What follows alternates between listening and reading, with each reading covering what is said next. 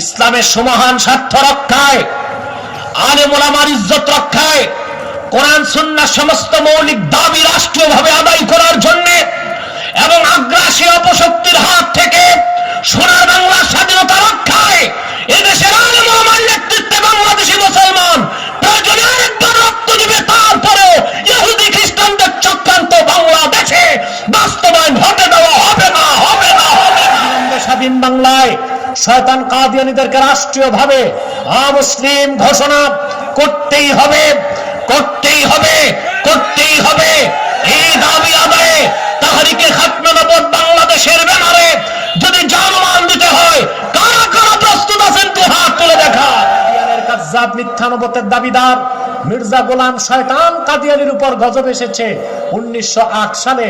যখন গজব এসেছে, কাদিয়ানের কাযযাব মিথ্যা নবুয়তের দাবিদার মির্জা গোলাম শয়তান কাদিয়ানী 1908 সালে ধ্বংস হয়ে কুখ্যাত জাহান্নামের কুখ্যাত কুকুরে পরিণত হয়েছে, তার অনুসারীরা ধ্বংস হয়েছে। বর্তমানে কিছু কাদিয়ানী বাংলাদেশে আছে। বাংলাদেশেও ওলামায়ে কেরামের মধ্যে দ্বন্দ্ব সংঘাত সৃষ্টি করে ঐক্য বিনষ্ট করার জন্য ইহুদি খ্রিস্টান লবি কাজ করে যাচ্ছে, সেই সুযোগ আমরা দিব না। আলহামদুলিল্লাহ, মুহাম্মদ সাল্লাল্লাহু আলাইহি ওয়াসাল্লামের সদকায় এই ক্ষুদ্র জীবনে বাংলাদেশের মাঠে ময়দানে প্রকাশ্যে যত প্রশ্নের সরাসরি উত্তর আমি দিয়েছি, মনে হয় আর কোনো আলেমের সৌভাগ্যটা হয় নাই। আরসালাহু বিল হাক্কি বাশীরান ওয়া নাযীরা ওয়া দাঈয়ান ইলাল্লাহি বিইذনিহি ওয়া সিরাজাম মুনীরা। فقد قال الله تعالى في كلامه المجيد والفرقان الحميد: أعوذ بالله من الشيطان الرجيم. بسم الله الرحمن الرحيم. إن الذين كفروا سواء عليهم أأنذرتهم أم لم تنذرهم لا يؤمنون. ختم الله على قلوبهم وعلى سمعهم وعلى أبصارهم غشاوة ولهم عذاب عظيم. ومن الناس من يقول آمنا بالله وباليوم الآخر وما هم بمؤمنين. صدق الله العظيم وصدق رسوله النبي الحبيب الكريم، ونحن على ذلك من الشاهدين والشاكرين والحمد لله رب العالمين. إن الله وملائكته يصلون على النبي يا أيها الذين آمنوا صلوا عليه وسلموا تسليما. اللهم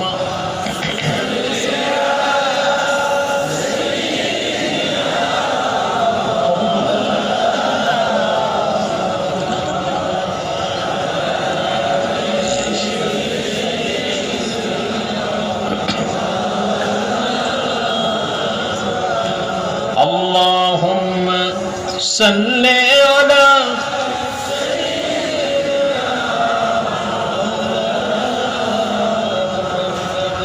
وعلى آله.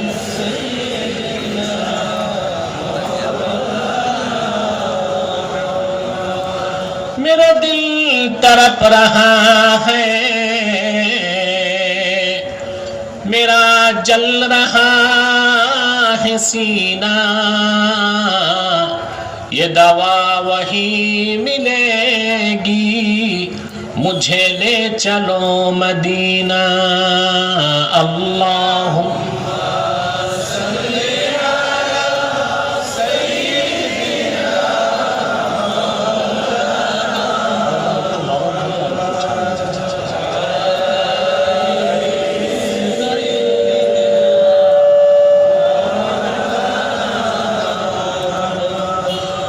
मदीने की हवा से जन्नती बू आती है, खाके पाके मदीना में नूरे जन्नत चमकती है।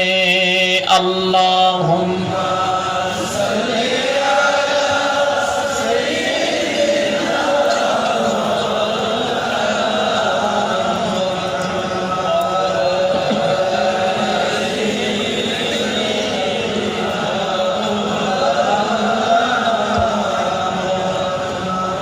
मुहम्मदुन रसूलुल्लाह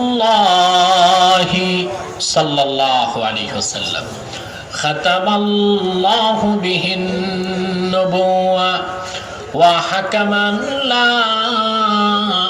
नबिय्य बअदहु बलगल उला बिकमालिही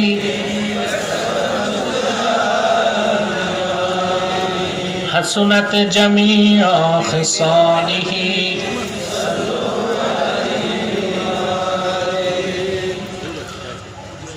সবুজ সাথী যুব সংঘের উদ্যোগে আয়োজিত আজকের এই ইসালে সওয়াব মাহফিল ও 14তম বার্ষিক সুন্নি মহাসম্মেলনের সম্মানিত সভাপতি আলহাজ ইমাদউদ্দিন সাহাব বারাকাল্লাহু ফি উমরিহি, হাজারাত উলামায়ে কেরাম, আমার প্রাণাধিক প্রিয় তুলাবায়ে এজাম, বিভিন্ন প্রান্ত থেকে আগত দিনদার ইমানদার মুসলমান ভাই ও বন্ধুগণ, উপস্থিত প্রশাসনের দায়িত্বে রত পুলিশ ভাইরা, বিভিন্ন মিডিয়া কর্মী এবং বিভিন্ন পেশার ব্যক্তিবর্গ যারা উপস্থিত হয়েছেন, তাদের সকলকে অন্তরের অন্তঃস্থল থেকে জ্ঞাপন করছি মুবারক। সবটুকুন শুকরিয়া আল্লাহ সুবহানাহু ওয়া তাআলার। এই মাইকে কথা বলা যাবে না।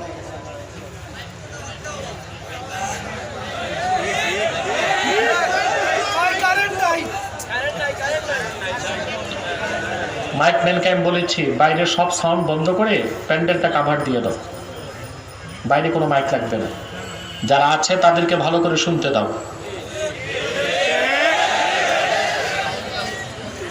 সবটুকুন শুকরিয়া আল্লাহ সুবহানাহু ওয়া তাআলার জন্য, যিনি আজকের এই মুতাবাররাক মাহফিলে আমাদেরকে আসার বসার তৌফিক দয়া করে ভিক্ষা দান করেছেন। সেজন্য আসুন আমরা সকলে একবার অবনত চিত্তে হৃদয়ের আবেগ অনুভূতি উজাড় করে সমবেত কণ্ঠে বলি আলহামদুলিল্লাহ। অগণিত অসংখ্য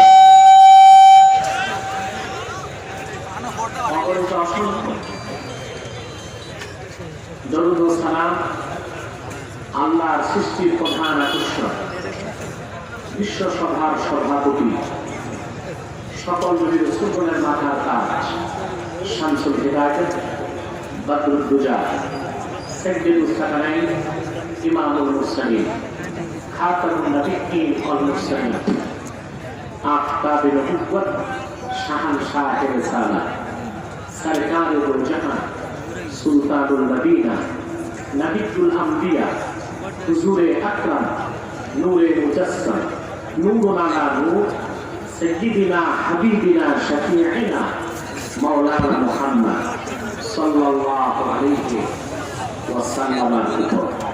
আল্লাহ জাল্লা যিকরু, যাকে আজ থেকে ১,০০০ বছর আগে প্রেরণ করেছেন, সর্বশ্রেষ্ঠ ও সর্বশেষ নবী ও রাসূল হিসেবে, যার পরে আজ পর্যন্ত পৃথিবীতে অবশ্যই কোন প্রকার ঈদ নবী কিংবা রাসূল অবশ্যই আসে নাই, অবশ্যই এখনো নাই, অবশ্যই কিয়ামত পর্যন্ত আসবে না।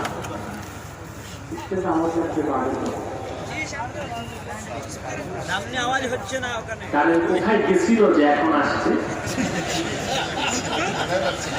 সে যাই হোক, আমার কথা বলে দিয়ে প্রয়োজন। প্রিয় ভাই বন্ধুগণ, আমরা এসেছি শুধুমাত্র আল্লাহর মহাব্বতে, তার হাবিবের মহাব্বতে। আমি দুঃখিত, 1 ঘন্টা আমার ফ্লাইট লেট হয়েছে, টেকনিক্যাল প্রবলেম ছিল, 1 ঘন্টা দেরিতে ছেড়েছে। আল্লাহরই রহমত, এটা আকাশে টেক অফ করার পর ডিস্টার্ব হয়নি, আগেই ডিস্টার্ব হয়েছে। উপরে যে ডিস্টার্ব হলে যে কি হতো তা তো কল্পনাও করা যায় না। আমি দেরিতে এসেছি, আপনাদের একটু কষ্ট হয়েছে, সেজন্য আমি আপনাদের ক্ষমা সুন্দর দৃষ্টি কামনা করছি। আপনার অনেক ভালো ভালো কথা শুনেছেন সন্ধ্যা থেকে, ঠিক কিনা? একটু জোরে মাতেন না ভাই, কথা কানে ঢুকতেছে, বুঝতেছেন? আমি দেখতে পাচ্ছি প্যান্ডেলটা বড়, কিন্তু জনগণ আরো বেশি, আপনাদের অতিরিক্ত কষ্ট হচ্ছে, সেজন্য কমিটির পক্ষ থেকে আমি নিজেও দুঃখ প্রকাশ করছি। আর মাহফিল কমিটিকে সবসময় বলবো মনটা বড় রাখতে, হাতটা লম্বা রাখতে। আল্লাহ বরকত আরো বাড়িয়ে দিবেন, ঠিক কিনা? বাংলাদেশের মানুষ এখন আল্লাহর কোরআন শুনতে চায়। জারি সারি বয়াতি এগুলা শুনতে চায় না, সেজন্য আউল ফাউল বাউল তাদের ভাত উঠে গেছে।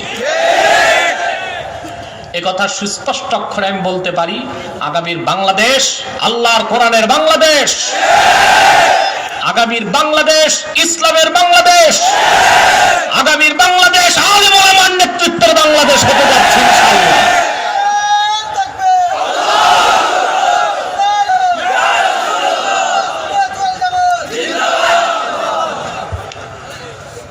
প্রিয় ভাই বন্ধুগণ, আমি ক্লান্ত দেহ নিয়ে এসেছি, জানেন কিছুদিন আগে ট্রিটমেন্ট করে বিদেশ থেকে এসেছি, কিন্তু আল্লাহর কোরআনের দাওয়াত নিয়ে সমগ্র বাংলাদেশ যেতে হয় আমাকে। বেশি সময় অসুস্থ থাকি, সেই অসুস্থতা বেশিটাই ক্লান্তি নির্ভর, ক্লান্ত হয়ে যাই। আপনাদের কাছে দোয়া চাই যেন আজকে কিছু কথা সংক্ষেপে আপনাদেরকে শোনাতে পারি। আপনারা অনেক দূর দূর থেকে এসেছেন, আপনাদেরকে আগে ছাড়লে লাভ আছে, আপনাদের বাড়িতে যে ঘুমাবেন ফজর নামাজটা পড়তে পারবেন, ঠিক কিনা? আমি আজকে আপনাদের সামনে তেলাওয়াত করেছি সূরাতুল বাকারা থেকে, প্রথম রুকু থেকে কয়েকটি আয়াত। খুব সংক্ষেপে এই কখান আয়াতকে কেন্দ্র করে নির্ভরযোগ্য মুফাসসির এবং মুহাদ্দিসগণের দৃষ্টিকোণ থেকে কিছু কথা আপনাদের সামনে তুলে ধরার চেষ্টা করব। যদি আমার মালিক কবুল ও মঞ্জুর করেন, বলুন আল্লাহুম্মা আমিন। ভূমিকাতে আমি একটি ছোট্ট কথা বলবো। ওয়াজ মাহফিল করে লাভ কি আমাদের? এই যে লক্ষ লক্ষ টাকা খরচ করে ওয়াজ করি, তাতে ফায়দা কি, লাভ কি? একটি প্রশ্ন এখন আমাদের বুদ্ধিজীবী মহল তৈরি করতে যাচ্ছে। বিভিন্ন লাইভ শোতে, টক শোতে, বিভিন্ন প্রোগ্রামে এ কথাটি উঠতেছে, করোনার মধ্যেও এই বড় বড় মাহফিলগুলো কেন হচ্ছে? এই প্রশ্নটি আপনাদের মনে আসতে পারে, ঠিক কিনা? কেন করি আমরা মাহফিল? তার একটাই কারণ, কোরআনের মাহফিল যত বেশি হয়, ব্যক্তি কল্যাণ, সমাজ কল্যাণ, রাষ্ট্রের কল্যাণ তত বাড়ে, ঠিক কিনা? ব্যক্তির কল্যাণ হলো, মানুষ যখন কোরআন কারীম শুনতে বসে তো তার ঈমান বাড়তে থাকে। এই যে আপনারা বসে আছেন, ঈমান বাড়তেছে। এটা আমার কথা নয়, সহিহ আল বুখারীতে, ইমামে বুখারী কিতাবুল ঈমানের মধ্যে রাসূলুল্লাহ জলিলুল কদর সাহাবী হযরত মুআজ বিন জাবালের কথা তুলে ধরেছেন। মুআজ বিন জাবাল রাদিয়াল্লাহু তাআলা আনহু তার ছাত্র আসওয়াদ বিন হেলালকে ডেকে একদিন বললেন, ইজলিস বিনা, নুমিন সাআতান, আসো আমরা একটু বসি, কোরআন হাদিস শুনি এবং শোনাই, আর পাশাপাশি ঈমানটাকে বাড়াই। মুআজ বিন জাবাল রাদিয়াল্লাহু তাআলা আনহুর বক্তব্য থেকে বোঝা যায়, মানুষ যখন কোরআন হাদিস শোনে এবং শোনায়, যতক্ষণ বসে ঈমান বাড়ে। একটু জোরে বলবেন না সুবহানাল্লাহ? তাহলে মাহফিল হলে লাভ কি? প্রথম লাভ কি? জোরে বলতে হবে। আর ঈমানের চেয়ে বড় শ্রেষ্ঠ কোন দৌলত বা নেয়ামত আর হতে পারে না। সুবহানাল্লাহ বলে। এটা ব্যক্তির কল্যাণ। মাহফিল যত হয় ব্যক্তির কল্যাণ বাড়ে। দুই হলো সমাজ কল্যাণ বাড়ে। পরিবার তার বৃহৎ রূপ হচ্ছে সমাজ, সমাজের সাংবিধানিক রূপ হলো রাষ্ট্র, ঠিক কিনা? ব্যক্তি ঠিক, ঘর ঠিক, ঘর ঠিক, সমাজ ঠিক। কোরআন হাদিস শোনার মাধ্যমে মানুষের চারিত্রিক উন্নতি ঘটে, নৈতিক উন্নয়ন ঘটে, তার ভিতরে সুকুমার বৃত্তির বিকাশ ঘটে, লোকটি ভালো হয়, ভালো কাজের প্রবণতা জাগে, খারাপ কাজ ছাড়ে, এর মাধ্যমে সমাজের কল্যাণ হয়, ঠিক কিনা? তিন, রাষ্ট্রের কি কল্যাণ হয়? প্রশ্ন আসে না? আল্লাহ পাক কোরআন কারীমে বলেছেন, ওয়ালাউ আন্না আহলাল কুরা আমানু ওয়াত্তাকাউ লাফাতাহনা বারাকাতিম মিনাস সামাই ওয়াল আরদ। যদি জনপদ সমূহের মানুষগুলো আল্লাহর উপর ঈমান আনয়ন করত এবং ওয়াত্তাকাউ তওবা করত, আল্লাহ পাক বলেন আমি আকাশ ও জমিনের সমস্ত বরকতের দরজাগুলো তাদের জন্য খুলে দিতাম। মাহফিলে আসলে ঈমান বাড়ে আর মুনাজাতে হয় তওবা। যেই জনপদে যেই দেশে ঈমান আর তওবার চর্চা হয়, সে দেশে আকাশ ও জমিনের বরকতের দরজা আল্লাহ খুলে দিতে থাকেন, বলেন সুবহানাল্লাহ। তা মাহফিল যত হবে রাষ্ট্রে বরকত তত, সুবহানাল্লাহ বলবেন না? আর বরকত পাচ্ছেন কিনা? ইউরোপে প্রতিদিন, ব্রিটেনে 1600 থেকে 1700 মানুষ মারা যাচ্ছে করোনায়, আমেরিকাতে গড়ে প্রতিদিন মরে যাচ্ছে 4000 করে মানুষ, কিন্তু বাংলাদেশে এখন পর্যন্ত একটি বছর পার হয়ে যাচ্ছে 10,000 মানুষও মরে নাই। কেন? প্রশাসন, আপনারা চিন্তা করেছেন? বুদ্ধিজীবী মহল বুদ্ধি বিক্রি করতে করতে তো মাথা টাক হয়ে স্টেডিয়াম হয়ে গেছে।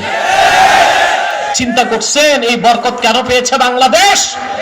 আমি বলে থাকি, আরব বিশ্বকে বাদ দিলে বাংলাদেশে যত মসজিদ আছে পৃথিবীর কোথাও এত মসজিদ নাই, এত মাদ্রাসা নেই, এত মাহফিল হয় না। প্রতিদিন বাংলাদেশে 5 ওয়াক্ত মসজিদগুলোতে আজানের ধ্বনি উচ্চারিত হচ্ছে, পুষ্পের মতো কোমল বাচ্চাদের কণ্ঠে কোরআনের আওয়াজ ধ্বনিত হচ্ছে। বাংলাদেশের প্রতিটি জনপদে তাফসীরুল কোরআন মাহফিলে কোরআনের আওয়াজ উচ্চারিত হচ্ছে বলেই করোনার গজব থেকে বাংলাদেশ বেঁচেছে, অন্য কোনো কারণ আর থাকতে পারে না। সেজন্য আমি প্রশাসনকে বারবার অনুরোধ করেছি, একটি বছর যত পারেন কোরআনের মাহফিল অনুমতি দিয়ে দিন, সিনেমা হলগুলো বন্ধ করে দেন, নাইট ক্লাবগুলো বন্ধ করে দেন, মদের বারগুলো বন্ধ করে দেন। আল্লাহর রহমতের বন্যায় সোনার বাংলাদেশ ভাসতে থাকবে ইনশাআল্লাহ।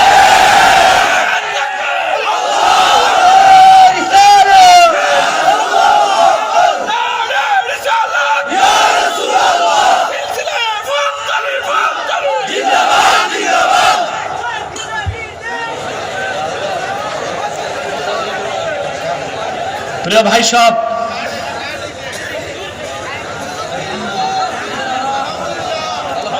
আলহামদুলিল্লাহ। তবে আমি জানি না কোনটা আসছে, আসা যাওয়ার মধ্যে আছে তো, কি আসতেছে কি যাচ্ছে আমি টের পাচ্ছি না। প্রিয় ভাই বন্ধুগণ, আমি দেখতে পাচ্ছি আল্লাহর বান্দারা এখনো আসতেছে গাড়ি নিয়ে নিয়ে। আপনারা প্রত্যেকেই স্বেচ্ছাসেবক হয়ে যান, যারা দাঁড়িয়ে আছেন আল্লাহর হস্তে বসার চেষ্টা করুন, তবে আমি জোর দিব না বসার জন্য। আর আপনাদেরকে তারা পর্যাপ্ত বিছানাও দিতে পারবে না মনে হয় আমার। মাটির মানুষ, বিনয়ের সাথে মাটিতে বসে যান, আল্লাহ তাআলা গুনাহগুলো মাফ করে দিবেন। প্রিয় ভাই বন্ধুগণ, তাহলে কোরআনের মাহফিল হলে লাভ কার? ব্যক্তির কল্যাণ, সমাজ কল্যাণ, রাষ্ট্রের কল্যাণ। আলহামদুলিল্লাহ। আমি ধন্যবাদ জানাই থানা ভারপ্রাপ্ত কর্মকর্তাকে, ওনার সহযোগীদেরকে, যারা মাহফিলটি করার জন্য আইনি সহায়তা করেছে। আলহামদুলিল্লাহ। এর মাধ্যমে তারা আল্লাহর কোরআনের পক্ষে অবস্থান নিয়েছেন। হতে পারে এটা তাদের নাজাতের জারিয়া হয়ে যাবে কাল কিয়ামতে। আল্লাহ কবুল করুক, মঞ্জুর করুক, বলুন আল্লাহুম্মা আমিন। পিছন থেকে কেউ অন্যর মাথা মারিয়ে আসবেন না সামনে, যে যেখানে আছেন পিছনেই বসে যান। প্রিয় ভাই বন্ধুগণ, ভূমিকাতে আমার দ্বিতীয় কথা, আমরা যারা এসেছি আসার পেছনে পার্থিব জাগতিক কোনো স্বার্থ নেই, শুধুই এসেছি আল্লাহ তার রসুলের রেজামন্দির জন্য, ঠিক কিনা? এতে আমরা খুশি না বেজার? বেজার আছে একজন, শয়তান। শয়তান বেজার। শয়তানের সব চেষ্টা ব্যর্থ হয়েছে, এখন একটি চেষ্টা বাকি আছে, মুনাজাতের আগে উঠানো যায় কিনা। আমরা তো কিছুক্ষণ পরই সম্মিলিত মুনাজাত করব ইনশাআল্লাহ। শয়তান যেন আমাদের কাছে বিজয়ী না হয়, আমরা নেক নিয়ত করে শয়তানের নাপাক গালে একটা চপেটা ঘাত করতে চাই। আমরা নিয়ত করছি কিছুক্ষণ পরই আজকের মুনাজাত করে গুনাহ মাফ করে নিষ্পাপ বেহেশতি আল্লাহওয়ালা হয়ে বাড়ি যেতে চাই। কারা কারা হাত তুলে আল্লাহ তাআলাকে দেখান।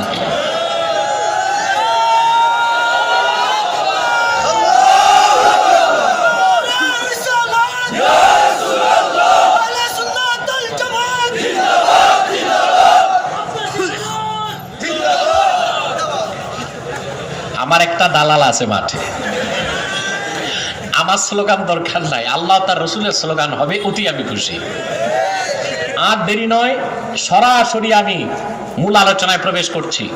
আমার সঙ্গে আপনারাও তিলাওয়াত করুন, যেন প্রতিটি অক্ষরে নূর আল্লাহ পাক আমাদের সিনায় মানকুশ করে দেন। বলেন আল্লাহুম্মা আমিন।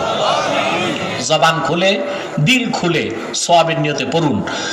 আউযু বিল্লাহি মিনাশ শাইতানির রাজীম।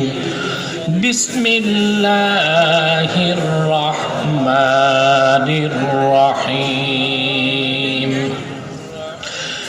إن الذين كفروا سواء عليهم أأنذرتهم أم لم تنذرهم لا يؤمنون ختم الله على قلوبهم وعلى سمعهم وعلى أبصارهم غشاوة ولهم عذاب عظيم ومن الناس من يقول آمنا بالله وباليوم الآخر وما هم بمؤمنين صدق الله العظيم قرون صدق الله العظيم وصدق رسوله النبي الحبيب الكريم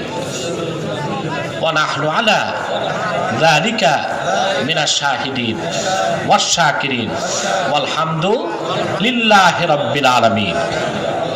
সূরাতুল বাকারার প্রথম রুকুতে আল্লাহ পাক ইরশাদ করেছেন 6 নম্বর আয়াতে, ইন্নাল্লাযীনা কাফারু, নিশ্চয় যারা কুফর করেছে, অবিশ্বাসী কাফের, সাওয়াউন আলাইহিম আনযারতাহুম আম লাম তুনযিরহুম লা ইউমিনুন।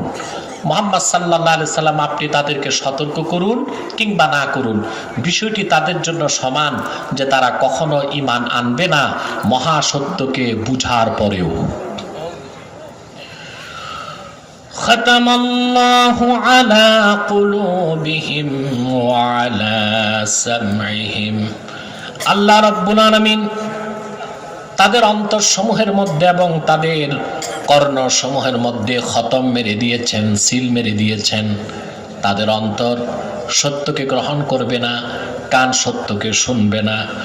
ওয়া আলা আবসারিহিম গিশাওয়া, আর তাদের দৃষ্টির সামনে চিন্তা, দৃষ্টির সামনে, তাদের চোখের সামনে পর্দা টেনে দিয়েছেন, যেন সত্যকে তারা দেখতে না পায়। ফালাহুম আযাবুন আযীম, তাদের জন্য রয়েছে বিরাট শাস্তি, মর্মদন্তু শাস্তি, কঠিন শাস্তি, যে শাস্তির কোনো শেষ নাই।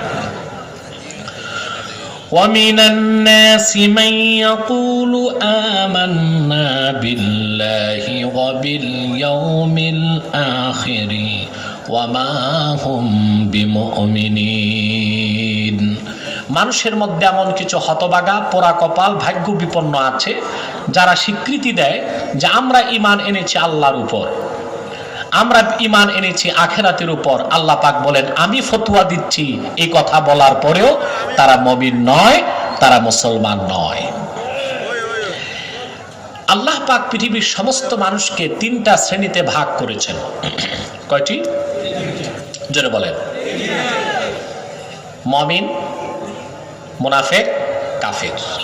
এই তিনের বাইরে চতুর্থ কোনো শ্রেণী নাই, চতুর্থ কোনো পরিচয় নাই, চতুর্থ কোনো আইডেন্টিটি নাই। পৃথিবীর যে কোনো মানুষ, যে কোনো বংশের, গোত্রের, শ্বেতাঙ্গ হোক কৃষ্ণাঙ্গ হোক, যে কোনো ধর্মের গোত্রের মানুষ এই তিনটি শ্রেণীর একটিতে তাকে থাকতে হবে। হয় তাকে মুমিন হতে হবে, নয় তাকে মুনাফিক হতে হবে, নয় তাকে কাফের হতে হবে। আল্লাহর কোরআন অনুযায়ী নিরপেক্ষ কোনো অবস্থান আকাশের নিচে জমিনের উপর নাই।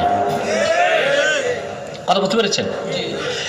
মুমিনের নামে সেজন্য কোরআনে সূরা এসেছে সূরা আল মুমিনুন, মুনাফিকের নামে সূরা এসেছে সূরা আল মুনাফিকুন, কাফেরের নামে সূরা এসেছে সূরা আল কাফিরুন। এই তিনের বাইরে চতুর্থ কোনো পরিচয় জোরে বলেন নাই। বলবেন মুশরিক কোথায়? মুশরিক আছে না? একটা সূরা থাকার দরকার ছিল না? মুশরিকুন, কথা বলেন। মুশরিক কাফেরের অন্তর্ভুক্ত। আল্লাহ পাক বলেছেন, আল্লাহ রাব্বুল আলামিন বলেন لم يكن الذين كفروا من أهل الكتاب والمشركين منفكين حتى تأتيهم البينة رسول من الله। আল্লাহ পাক বলেছেন আহলে কিতাব দের মধ্য থেকে আর মুশরিকদের মধ্য থেকে যারা কুফর করেছে, তার মানে মুশরিকরাও কাফেরের অন্তর্ভুক্ত। শিরক মহা অপরাধ, কিন্তু একটা কুফরি। শিরক কি? কুফরি। এই জন্য মুশরিক আছে কাফেরের ভিতরে, স্বতন্ত্রভাবে আল্লাহ পাক মুশরিকের নামে কোনো সূরা নাজিল করেন নাই। কথা বুঝতে পেরেছেন? কয়টা শ্রেণী? তিনটি: মুমিন, মুনাফিক, কাফের। আমার ভাইরা, আল্লাহ রাব্বুল আলামিন সূরা বাকারার প্রথম রুকুতে প্রথমেই আলোচনা করেছেন মুমিনের কথা। সুবহানাল্লাহ বলবেন না? সূরা বাকারার প্রথম আয়াত থেকে 20 আয়াত পর্যন্ত আল্লাহ পাক প্রথম রুকুতে এই তিন শ্রেণীর আলোচনা করেছেন। সুবহানাল্লাহ বলেন। অর্থাৎ আল্লাহ সূরা বাকারার শুরুতেই বুঝাই দিলেন কোরআন শুধু মুমিনের জন্য নয়, শুধু মুনাফিকের জন্য নয়, শুধু কাফেরের জন্য নয়, পৃথিবীর সকল মানুষের জন্য হেদায়েতের বাণী আল কোরআন। এই জন্য প্রথমেই তিনি আলোচনা করেছেন মুমিনের কথা। কার কথা? তারপর আলোচনা করেছেন কাফেরের কথা, তারপর আলোচনা করেছেন মুনাফিকের কথা। কার কথা? এই তিনটি ভাগ তিনি করে দিয়েছেন সূরা বাকারার প্রথম রুকুতে 20 আয়াতের মধ্যে। সুবহানাল্লাহ। আওয়াজটা একটু চিকন হবে, ভারী হয়ে গেছে, আর একটু স্পষ্ট হবে। আমি কি করব? গলা তো ক্লিয়ার আছে, সমস্যা তো মাইকে। আপনারা মোটামুটি বুঝতেছেন তো ভাই? ধৈর্য আছে তো? আর বিষয়টাও বুঝতেছেন? মানুষ কয় শ্রেণী? জোরে। মুমিন, মুনাফিক, কাফের। মুমিন, মুনাফিক, কাফের।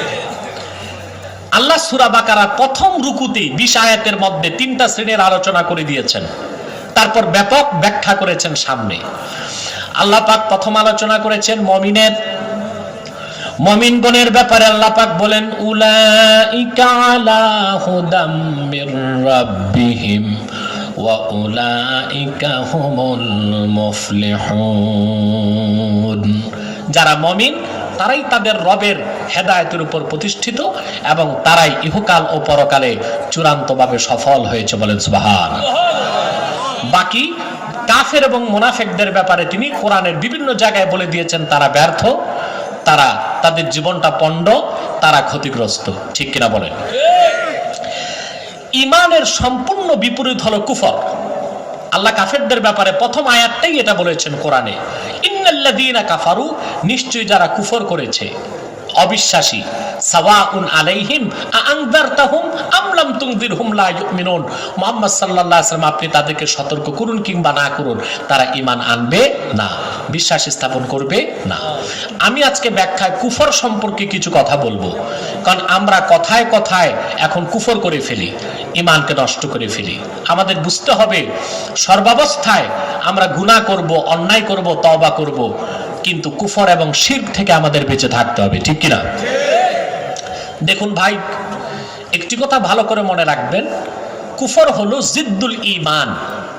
সবগুলো হাদিসের সব ব্যাখ্যা গ্রন্থে এসছে ইন্নাল কুফরা জিদ্দুল ঈমান। কুফর হলো ঈমানের বিপরীত। আর মান্তিক, দর্শন, বিজ্ঞান এ সব কিছুর একটা সূত্র আছে, সেটা হলো ইজতিমাউজ জিদ্দাইনে মাহাল। বিপরীত ধর্মী দুটো জিনিস কোনোদিন এক হতে পারে না। নেগেটিভ পজিটিভ এক করলে কি হয়? কথা বলুন, ব্লাস্ট হবে না? বিপরীত ধর্মী দুই জিনিস এক হতে পারে না। যেই আত্মার ভিতরে, যেই হৃদয়ে ঈমানের নেয়ামত থাকবে, সেখানে কুফর স্থান লাভ করতে পারে না। কিন্তু কারো দ্বারা যদি কুফর হয়ে যায়, ঈমানের দৌলত আল্লাহ ছিনিয়ে নেন, সেখানে ঈমান থাকতে পারে না। কারণ ঈমান হলো আল্লাহর থেকে আসা একটা নূর, আর কুফর হলো শয়তানের একটা জুলুমাত বন্ধকার। সেই ঈমানের সঙ্গে কোনোদিন কুফর একসঙ্গে অন্তরে স্থান পেতে পারে না।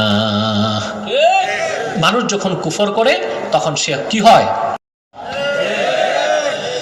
আল্লাহ পাক তাদের ব্যাপারে বলেছেন, ওয়ালাকাদ যারানা লিজাহান্নামা কাসীরাম মিনাল জিন্নি ওয়াল ইনসি লাহুম কুলুবুন লা ইয়াফকাহুনা বিহা ওয়া লাহুম আ'য়ুনুন লা ইয়াসমাউনা বিহা ওয়া লাহুম আযানুন লা ইউবসিরুনা বিহা ওয়ালাহুম আযানুন লা ইয়াসমাউনা বিহা উলাইকা কাল আনআমি বাল হুম আদাল উলাইকা হুমুল গাফিলুন। আল্লাহ পাক নাস্তিকদের কথা তুলে ধরেছেন সূরা আলে ইমরান 181 নম্বর আয়াতে। আল্লাহ পাক বলেন, আমি অধিক সংখ্যক জিন এবং মানুষদেরকে জাহান্নামের জ্বালার উপকরণ করেছি, জাহান্নামকে পরিপূর্ণ করেছি অধিক সংখ্যক জিন এবং মানুষ দিয়ে। তারা কি রকম মানুষ? আল্লাহ পাক বলেন, লাহুম কুলুবুল লা ইয়াফকাহুনা বিহা, তাদেরকে আমি একটি অন্তর দিয়েছি, অন্তর সমূহ আছে তাদের, কিন্তু সেই অন্তরে তারা মহাসত্যকে অনুভব করতে পারে না। নাস্তিকরা অনুভব করতে পারে? জোরে বলতে হবে। সবকিছু বিশ্বাস করে, আল্লাহর তাওহীদকে বিশ্বাস করে না। গোটা সৃষ্টি জগতের আলোচনা তারা করে, কিন্তু স্রষ্টা যিনি তৈরি করলেন ওনাকে চিনতে পারে না। ঠিক কিনা বলেন? দেখেন নাই, এক বুড়ো বুদ্ধিজীবী লাইভ শোতে হেরে গেছে আমার কাছে, আলহামদুলিল্লাহ। এটা ব্যক্তি আনায়তুল্লাহর বিজয় নয়, এটা সমগ্র বাংলাদেশের মুসলমানদের বিজয়। পরবর্তীতে এত বাজে একটা মার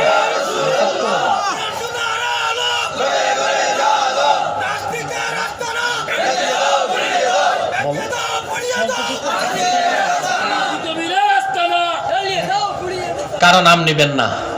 আমাদের মহান মাহফিলে ওই রকম তুচ্ছ অবিশ্বাসীদের নাম নিয়ে মাহফিলকে আমরা ছোট করতে চাই না। এই বুদ্ধিজীবীকে পরবর্তীতে সাংবাদিকরা ধরল যে আব্বাসীর কাছে আপনি যে হেরে গেলেন, আপনার অনুভূতি কি? পাইছেন আপনারা? তো সে লোকটি বলল যে সবই বুঝছি, আমি একটা জিনিস বুঝি নাই। হ্যাঁ, রাসূলুল্লাহর স্ত্রীগণ আমাদের আম্মা জান, আমি তাকে কোরআন থেকে বুঝালাম, এইটা তিনি বুঝেন না, মেনে নিছেন, মানেন না। ঠিক কিনা? মহান আল্লাহর ব্যাপারে জিজ্ঞেস করা হয়েছে, সে সাংবাদিক উত্তর দিয়েছে, হ্যাঁ একজন থাকতে পারে স্রষ্টা।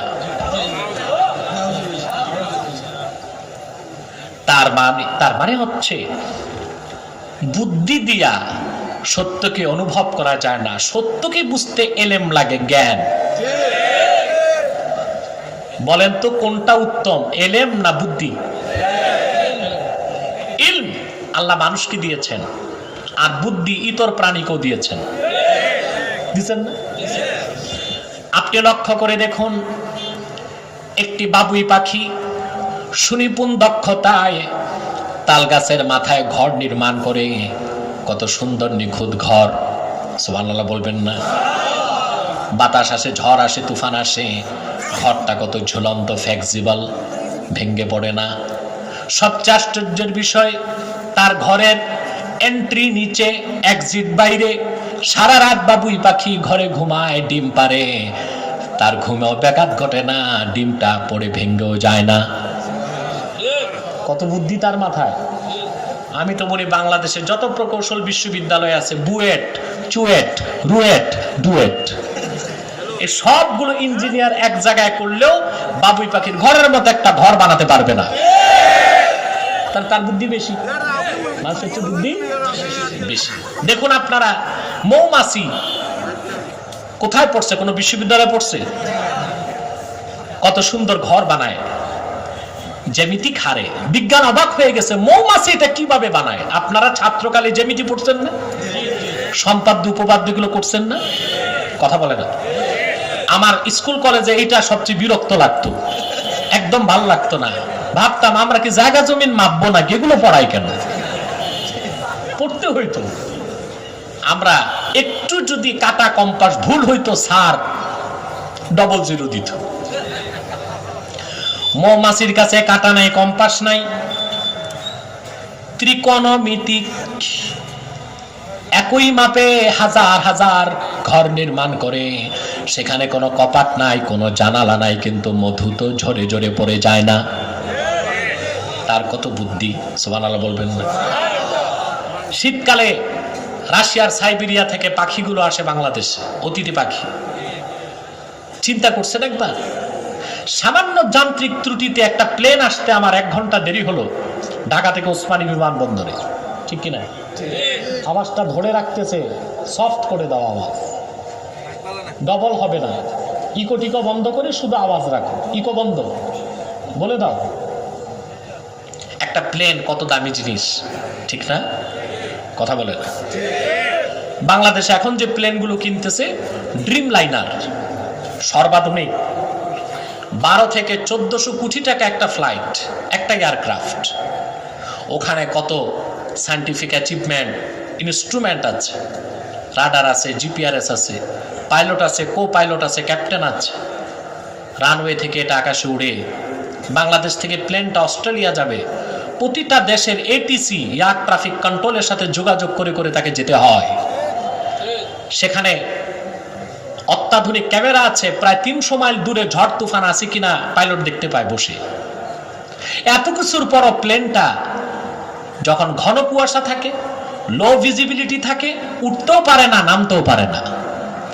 কিন্তু কোথায় সেই সাইবেরিয়া থেকে পাখি হাজার হাজার মাইল পথ পাড়ি দিয়ে বাংলাদেশে চলে আসে, হাওর বাওর বিলে পেট ভরে মাছ খায়, আবার সে পেট ভরে গেলে দেশে ফিরে যায়।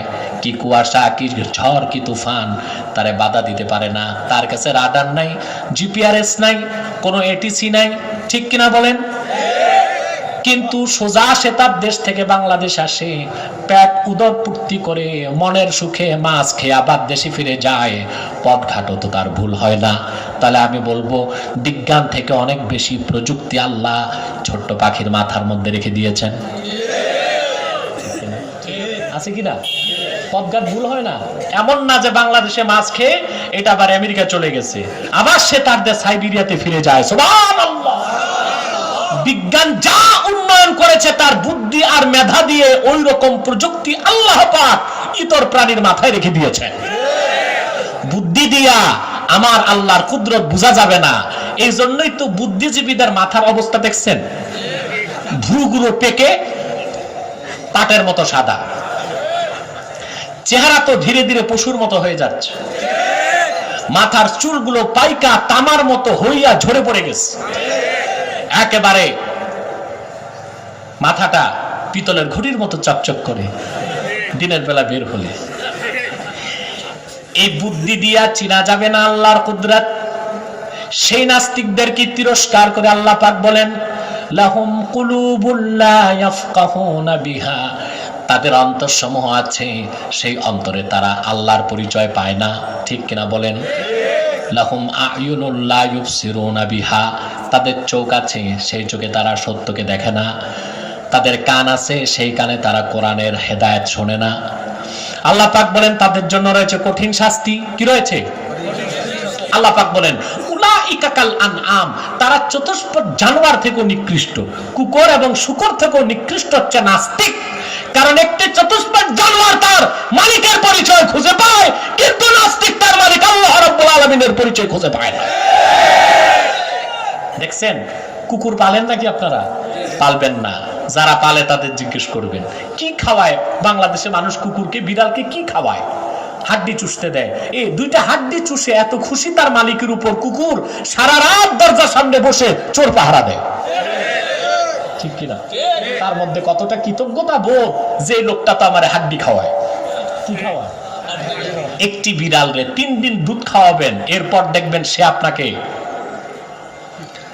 প্রহরীর কাজ করবে, আপনার আগে পিছে দৌড়াবে বিড়াল, আপনার কৃতজ্ঞতা সে স্বীকার করবে। ঠিক কিনা বলে?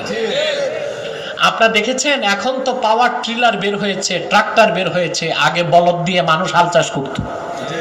আমি দেখেছি ছোটকালে বলদ যখন চলতো, কৃষক বলতো হাট, সে হাঁটতো, বলতো থাম, থামতো। একটি বলদ তার মালিক চিনে। ঠিক কিনা?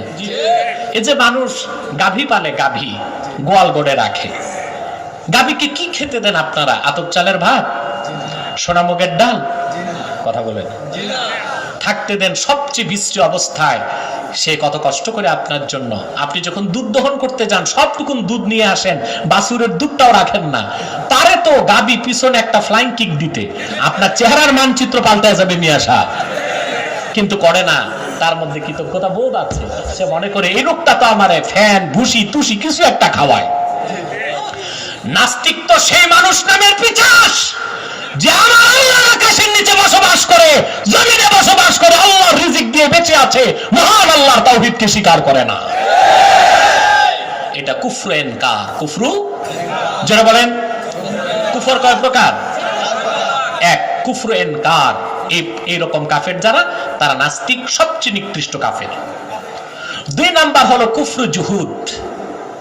এটা হলো মহাসত্যকে মুখে অস্বীকার, মনে মনে স্বীকার। আল্লামা বাগাবী তাফসীর বাগাবীতে উদাহরণ দিয়েছেন কা কুফরি আবি জাহাল ওয়াল ইয়াহুদ। এই কুফরিটা ছিল আবু জাহেলের কুফরি, এই কুফরিটা ছিল ইহুদিদের কুফরি। আবু জাহেল ভালো করে জানতো মুহাম্মদ সাল্লাল্লাহু আলাইহি ওয়াসাল্লাম আল্লাহর রাসূল, কিন্তু সারাটা জীবন আল্লাহ রাসূলের বিরোধিতা করেছে, কোরআনের বিরোধিতা করেছে, কিন্তু সারা রাত আবার কোরআন শুনতো কাবার চত্বরে দাঁড়িয়ে। আল্লামা আব্দুর রাব দানাপুরি রাহমাতুল্লাহি আলাইহি আসাহুস সিয়ার কিতাবে লিখেছেন, মক্কা মুকাররমায় আল্লাহর হাবিবের কোরআন যেন কেউ না শুনে, রাসূলুল্লাহর নূরময় জবান থেকে কেউ যেন কোরআন না শুনে। সারাদিন ঘুরে ঘুরে কাফেরদের 7 বড় নেতা, কয় বড় নেতা ছিল? Abu Jahl, Utba, Shaiba, Mughira, Abul Bukhtari, Abu Sufyan, এরকম 7 জন। এই 7 জনে কুরাইশদের নেতৃত্ব দিত। তাদের একটা পার্লামেন্ট ছিল, কিতাবে সেই পার্লামেন্টের নাম এসেছে দারুন নাদওয়া। কাফের কুরাইশদের পার্লামেন্ট ছিল। ওই পার্লামেন্টের সদস্য কয়জন ছিল? যারা বলেন 7 সদস্য বিশিষ্ট পার্লামেন্ট। স্পিকার থাকতো আবু জেহেল নিজে। আর ওই পার্লামেন্টের নাম কিতাবে এসেছে দারুন নাদওয়া। কি নাম? ওখানে বসে তারা সিদ্ধান্ত নিল মুহাম্মদ সাল্লাল্লাহু আলাইহি ওয়াসাল্লামের কাছে কেউ যেন না যায়, কারণ উনি যে কোরআন শোনাবেন তা শুনলে মজা পাইয়া মানুষ বাপদাদার ধর্ম ছেড়ে দিবে। তারা আইন করলো, তারা বিধান করলো, সারাদিন ঘুরে ঘুরে প্রচার করতো, কেউ রাসূলুল্লাহর কাছে যেও না কোরআন শুনতে। অথচ দেখা যায় আব্দুর রব দানাপুরি লেখেন, Abu Jahl, Utba, Shaiba, Mughira, Abul Bakhtari, Abu Sufyan, শুধু পুরুষ নয়, মহিলা বুদ্ধিজীবী যারা ছিল কুরাইশদের, আবু জাহেলের স্ত্রী হেন্দা, আবু লাহাবের স্ত্রী উম্মে জামিল, এই নর এবং নারী সারা রাত কাবার চত্বরে অপেক্ষা করত। আল্লাহ রসুল যখন কাবার চত্বরে দাঁড়িয়ে নামাজ পড়তেন, তেলাওয়াত করতেন, সারা রাত জেগে জেগে তারা রাসূলুল্লাহর নূরময় জবান থেকে কোরআনের আওয়াজ শুনে তাদের অন্তরাত্মা ঠান্ডা করে নিত। সুবহে সাদেকের আগে সব পালায় বাড়ি চলে যেত। সারাদিন কোরআন কারীমের বিরোধিতা করত, কিন্তু মহাসত্য কোরআনকে হৃদয় থেকে শুনত। সব সময় রাসূলুল্লাহর বিরোধিতা করত, কিন্তু আল্লাহ রাসূল মুহাম্মদ সাল্লাল্লাহু আলাইহি সাল্লাম যে আল্লাহ রাসূল, এটা আবু জাহেল মনে প্রাণে বিশ্বাস করত। বলেন সুবহানাল্লাহ। মুখে কি করত? কথা বলে না, মুখে অস্বীকার করত। সিরাতের কিতাবে এসেছে ইহুদিদের নেতা ছিল মদিনা মুনাওয়ারাতে কাব ইবনুল আশরাফ। নাম শুনছেন? মাতনা ভাই, কি নাম? কাব ইবনুল আশরাফ। নামটা খুব সুন্দর না? মনে হয় বড় কোন আলেম সাহেব। এ ছিল ইহুদির 1 নাম্বার আলেম, বড় নেতা। নাম ছিল কাব বিন আশরাফ। সে একবার মদিনা মুনাওয়ারা থেকে আসলো মক্কা মুকাররমায়। এটা বদর যুদ্ধের আগের ঘটনা, বুঝলেন? বদরে তো আবু জাহেল শেষ, বদর যুদ্ধের আগে সে আসলো মদিনা মুনাওয়ারায় ইহুদিদের একদল প্রতিনিধি নিয়ে। কাবার চত্বরে তারা একটা পরামর্শ সভা ডাকলো। মদিনা মুনাওয়ারার ইহুদিরা ভিতর থেকে সাহায্য করবে, মক্কার কুরাইশরা বাহির থেকে হামলা করবে, যেন আল্লাহ রসুলের দিন প্রতিষ্ঠিত হতে না পারে। পরামর্শ শেষ। এখন ইহুদি নেতা কাব বিন আশরাফ আর আবু জাহেল দুইজন হাত ধরাধরি করে হাঁটতেছে, বুঝলেন? কথা বলে না, কারণ কাফেরে কাফেরে মাসতুতু ভাই, ঠিক কিনা? একজন ইহুদি নেতা আর একজন কুরাইশ নেতা। হাঁটতে হাঁটতে দুজন। ডান পাশে আওয়াজগুলো বন্ধ করো, ডান পাশে কিছু মানুষ আছে ডিস্টার্ব করতেছে, এরা ইয়াজুজ মাজুজের কাজ করতেছে। এদের বসাও, না অর্ধচন্দ্র দিয়ে বিদায় করে দাও। প্রিয় ভাই বন্ধুগণ, কষ্ট হয়ে যাচ্ছে আপনাদের? আর কিছু সময়, আর অল্প সময়, আমরা একটা বিষয়, একটি মেসেজ, একটি বার্তা মাথায় নিয়ে তো বাড়ি যেতে হবে নাকি? দুইজন হাঁটতে হাঁটতে কাবার চত্বর থেকে দূরে সরে গেল।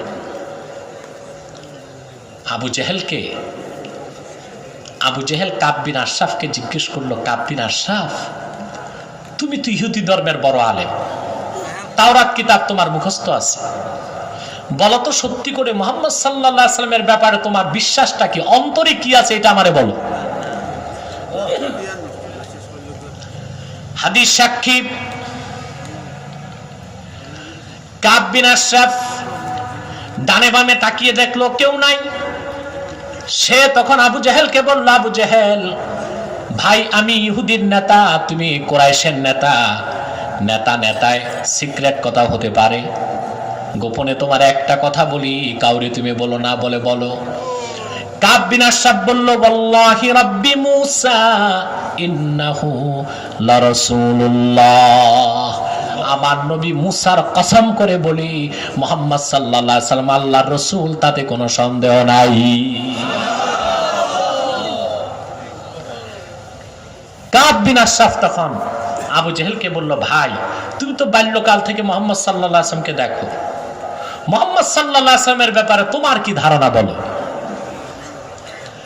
হাদিস সাক্ষী আবু জাহেল কাবার দিকে ঘুরল আর বলল, কাব বিন আশরাফ শোনো, ওয়াল্লাহি রাব্বিল কাবা ইন্নাহু লারাসূলুল্লাহ, এই কাবার মালিক আল্লাহর কসম, মুহাম্মদ সাল্লাল্লাহু আলাইহি সাল্লাম আল্লাহর রাসূল ছাড়া আর কিছুই নয়। দুঃখ এবং পরিতাপের বিষয়, কাব বিন আশরাফ বদর যুদ্ধের আগেই শেষ, আর আবু জেহেল বদর যুদ্ধে যে মারা গেল, দুইজনের একজনও মুসলমান হতে পারে নাই।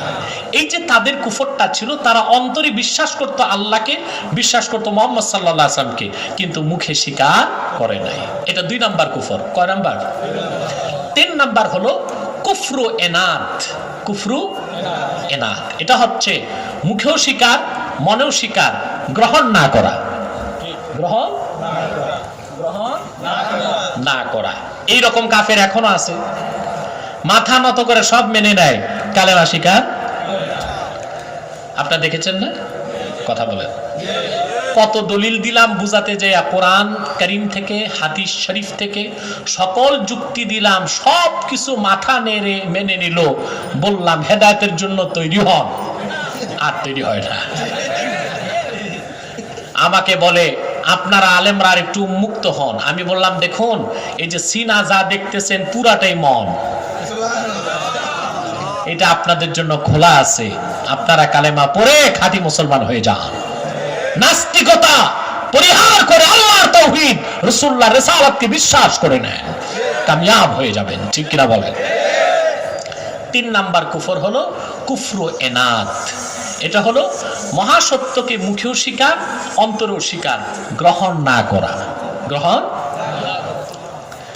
কা কুফরি আবি তালেব, যে কুফরটা করেছিলেন রাসূলুল্লাহর চাচা আবু তালেব।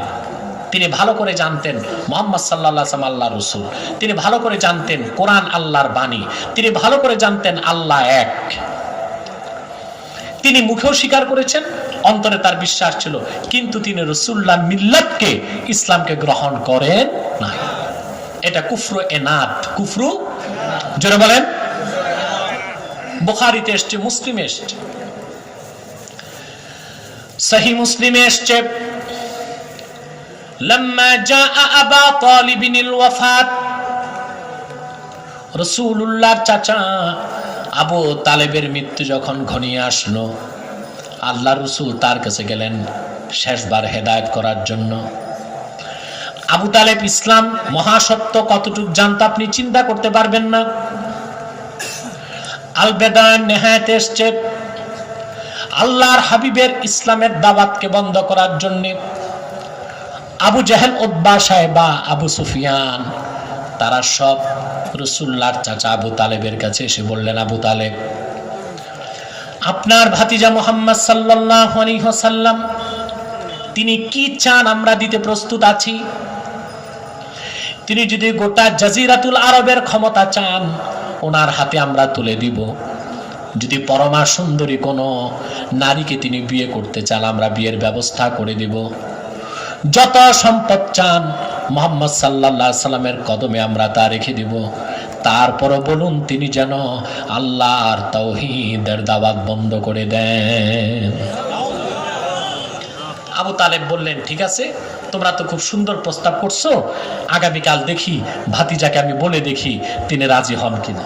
চেঞ্জ করে দাও। কথা শুনতেছেন ভাই?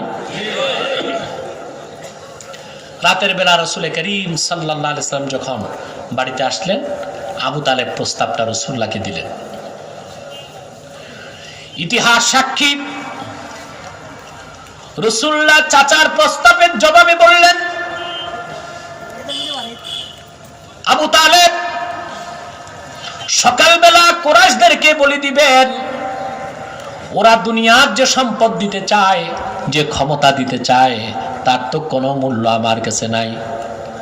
কুরাইশরা যদি লাউ ওয়াদাতিশ শামসা আলা ইয়ামিনি ওয়াল কমারা আলা ইয়াসারি, ওরা যদি পূর্ণিমার চাঁদ যদি, সূর্যটা যদি আমার ডান হাতে তুলে দেয়, পূর্ণিমার চাঁদ যদি আমার বাম হাতে তুলে দেয়, তারপরও আমি এক মুহূর্তের জন্য আল্লাহর দ্বীনের দাওয়াত বন্ধ করব না। সকালবেলা কুরাইশরা এসেছে, কুরাইশ নেতারা এসেছে। রাসূল করিম সাল্লাল্লাহু আলাইহি ওয়াসাল্লামের চাচা আবু তালেব পাহাড়ের উপর দাঁড়িয়ে কুরাইশদেরকে বললেন, তোমরা কেন এসেছো? কুরাইশরা বলল, প্রস্তাবের জবাব নিতে। আপনার ভাতিজা রাজি হয়েছে কিনা আমাদের প্রস্তাবে? তাফসীর বাগাবীতে ইমাম বাগাবী হাদিসটি নকল করেছেন। আবু তালেব বললেন, শোনো, ভাতিজা প্রস্তাব কি দিয়েছেন পরে বলবো, তবে আমার অনুভূতির কথা তোমাদেরকে জানাই। ওয়াল্লাহি লাকাদ আলিমতু আন্না দীনা মুহাম্মদ সাল্লাল্লাহু আলাইহি ওয়াসাল্লাম মিন খাইরি আদিয়ানিল বারিয়াতি দীনান। আল্লাহর কসম করে বলি রে কুরাইশ নেতারা, শুনে রাখো, আমি এতটুকু বুঝতে পেরেছি মুহাম্মদ সাল্লাল্লাহু আলাইহি সাল্লামের দিন ইসলামের চেয়ে সুন্দর, শ্রেষ্ঠ, সত্য কোনো দিন আল্লাহর আকাশের নিচে নাই। সব বুঝলেন, স্বীকারও করলেন, ঠিক কিনা? মৃত্যু যখন আসলো, রাসূল করিম সাল্লাল্লাহু আলাইহি সাল্লাম আবু তালেবের বাড়িতে গেলেন। আল্লাহ রসুল গেলেন শেষবার দাওয়াত দিতে। কি করতে? শেষবার হেদায়েত হয় কিনা। যাওয়ার পর রাসূল করিম সাল্লাল্লাহু আলাইহি সাল্লাম দেখেন আবু তালেবের মাথার কাছে বসে আছে আবু জেহেল, আর পায়ের কাছে বসে আছে আবু সাফওয়ান। এই আবু সাফওয়ানের প্রসিদ্ধ নাম আবুল হাকাম। কি নাম? আবুল হাকাম। আবু জেহেল ছিল কুরাইশদের ফার্স্ট ইন কমান্ড, আর সে ছিল সেকেন্ড ইন কমান্ড। বুঝলেন? নেতার পরে নেতা, নেতার পরে নেতা। মাথার কাছে আবু জেহেল, পায়ের কাছে আবুল হাকাম। আল্লাহর হাবিব যে আবু তালেবকে বললেন, চাচা, সুদীর্ঘ 13টি বছর পার হয়ে যাচ্ছে, কালেমার দাওয়াত তোমাকে দিয়েছি, তুমি গ্রহণ করো নাই। ইসলামের মহাসত্যতা তুমি উপলব্ধি করতে পেরেছো, আমাকে সাহায্য করেছো, ইসলামের পক্ষে কাজ করেছো, কিন্তু কাল কিয়ামতের দিন আমি রাসূল তোমার কোনো উপকারে আসবো না। চাচা, তোমার বিদায় বেলা একটি দাওয়াত দেই। সহিহ মুসলিমে এসেছে, কুল ইয়া আম আশহাদু আল্লা ইলাহা ইল্লাল্লাহু ওয়া আন্না মুহাম্মাদার রাসূলুল্লাহ। তুমি কালেমাটা একবার স্বীকার করে নাও, আশহাদু লাকা বিহা ইনদাল্লাহ, আমি রাসূল কাল কিয়ামতে এই কালেমা পুঁজি করে তোমার পক্ষে আল্লাহর কাছে সাক্ষী দেব নাজাতের জন্য। আবু তালেব চিন্তা করতেছেন, আবু তালেব চিন্তা করছেন কি করা যায়, মুসলমান হব কিনা। এমন সময় আবু জেহেল আবু তালেব উস্কানি দিল, বলল, ইয়া আবা তালেব আতারগাব আন মিল্লাতি আব্দুল মুত্তালিব, মরার আগ দিয়া তুমি তোমার বাবার ধর্মটা ছেড়ে দিবা। আবু তালেব মুসলমান হলেন না, তিনি বরং স্বীকার করলেন মৃত্যুর আগে, আনা আলা মিল্লাতি আব্দুল মুত্তালিব, আমি আব্দুল মুত্তালিবের ধর্মের উপর মৃত্যুবরণ করছি। চিন্তা করেন, আবু তালেব ইসলাম যে সত্য মুখেও স্বীকার করলেন, অন্তরে বিশ্বাস করলেন, কিন্তু তিনি মুসলমান হতে পারেন নাই। এই কুফরটার নাম কুফরু এনাদ। 4 নাম্বার কুফর হলো কুফরু নেফাক। কুফরু, এটা সবচেয়ে কাফেরদের মধ্যে সবচেয়ে কাফুরুষ হচ্ছে মুনাফিক। কাফুরুষকে মুনাফিক। মুনাফিক চিনেন আপনারা? কুফরু নেফাক। নেফাক কাকে বলে? নেফাক হলো যে এই শব্দটার উৎপত্তি নাফাক থেকে। নাফাক, নাফাক বলা হয় আরবিতে সুরংকে। কি বলা হয়? সুরঙের একদিক দিয়ে পানি ঢুকে আরেক দিক দিয়ে বের হয়ে যায়। মুনাফিক একদিক দিয়ে মুসলমান হয়, আরেক দিক দিয়ে কাফের হয়ে যায়। বুঝেন নাই? কেন? নেফাক হলো, মুনাফিক হলো, কুফর নেফাক হলো মনে কুফর, মুখে ইসলাম। অর্থাৎ সে বাহ্যিকভাবে তার পরিচয় দেশে মুসলিম, অন্তরে সে কাফের। অন্তরে কি? এইরকম ব্যক্তিকে বলা হয় কি? মুনাফিক। জোরে বলেন, কি বলা হয়? আল্লাহ পাক তাদের কথা কোরআন কারিমে বলেছেন, وَمِنَ النَّاسِ مَن يَقُولُ آمَنَّا بِاللَّهِ وَبِالْيَوْمِ الْآخِرِ وَمَا هُمْ بِمُؤْمِنِينَ মানুষের মধ্যে এমন কিছু মানুষ আছে, মুখে যারা ইসলামের কথা বলে, আমরা ঈমান এনেছি আল্লাহর উপর, ঈমান এনেছি আখিরাতের উপর, রাসূলের উপর, কোরআনের উপর, আল্লাহ পাক বলেন তাদের অন্তরে ইসলাম নাই, ঈমান নাই, আমি আল্লাহ বলছি তারা মুমিন নয়, তারা মুসলমান নয়। মক্কা মদিনাতুল মুনাওয়ারায় এই মোট মুনাফিক ছিল মাত্র 370 জন। কতজন? জোরে বলেন। তাফসীর হুসাইনিতে এসেছে মাত্র মুনাফিকের সংখ্যা ছিল 370। 300 ছিল পুরুষ, 70 ছিল মহিলা।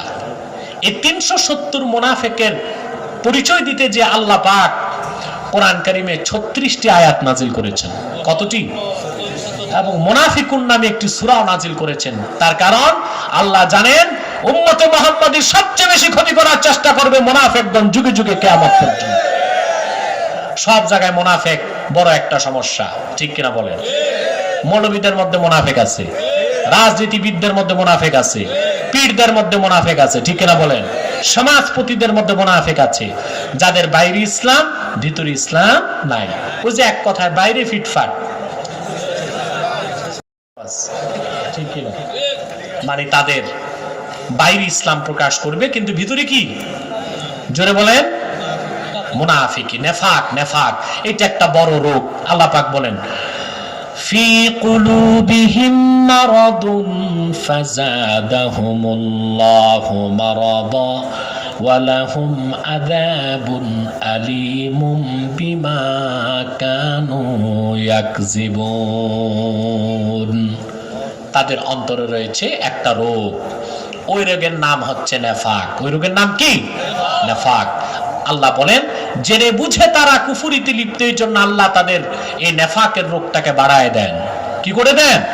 বাড়ায় দেন। তো কুফর কয় প্রকার শুনলেন? কুফর ইনকার, কুফর জুহুদ, কুফর ইনাদ, কুফর নেফাক। এই 4 প্রকার কুফর যার মধ্যে থাকবে সে সুস্পষ্টভাবে ইসলাম থেকে খারিজ হয়ে যাবে, কাফের এবং অবিশ্বাসীর কাতারে শামিল হয়ে যাবে, ঠিক কিনা বলেন? অতএব সর্বাবস্থায় কুফরির গুনাহ থেকে আমাদের বেঁচে থাকতে হবে। রাজি আছেন? জোরে বলেন রাজি আছেন? আর সব সময় আল্লাহর কাছে হেদায়েত চাইতে হবে। তার কারণ ভাইরা, আল্লাহ যে ঈমানের নিয়ামতটা দান করেছেন এর চেয়ে বড় নিয়ামত নাই। এই ঈমান থাকাতেই আমরা মুহাম্মদ সাল্লাল্লাহু আলাইহি ওয়াসাল্লামের উম্মত হয়েছি, ঠিক কিনা বলেন? বিনা দরখাস্তে আমরা মুহাম্মদ সাল্লাল্লাহু আলাইহি ওয়াসাল্লামের উম্মত হয়েছি, তাতে আমরা খুশি না বেজার?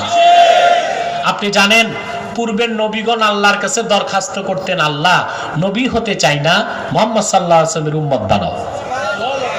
সবচেয়ে বেশি এই দোয়া যে করেছে ওই নবীর নাম কি বলেন তো? না, মুসা নবী। কিন্তু দুঃখজনক তার দোয়া কবুল হয় নাই। সবচেয়ে বেশি কি করছে? মুসা আলাইহিস সালাম 8 বার আল্লাহর কাছে দোয়া করছেন, আল্লাহ উম্মতে মুহাম্মদী আমারে দিয়ে দাও। প্রথম উম্মত চাইছেন, 8 বার আল্লাহ তার দোয়াকে রিজেক্ট, যে না উম্মতে মুহাম্মদী আমার হাবিবের উম্মত, তোমারে কেমন করে দিব? মুকাতিল বিন সুলাইমান রায়াত করেন হাত্তা তামান্না মুসা আইয়াকুনা মিন উম্মতি মুহাম্মদ সাল্লাল্লাহু আলাইহি ওয়াসাল্লাম। শেষবার মুসা নবী আল্লাহর কাছে হাত তুলে দোয়া করলেন, আল্লাহ তাহলে আর উম্মত চাই না, আমি মুসাকে তুমি মুহাম্মদ সাল্লাল্লাহু আলাইহি ওয়াসাল্লামের উম্মত বানায় দাও। আল্লাহ বললেন, মুসা বিষয়টা দেরি হয়ে গেছে, প্রথমবার যদি তুমি উম্মত হতে চাইতা আমি মুহাম্মদ সাল্লাল্লাহু আলাইহি ওয়াসাল্লামের উম্মত বানিয়ে দিতাম। আর দোয়া কবুলের সময় শেষ। এটা ভালো করে জানতেন ঈসা নবী।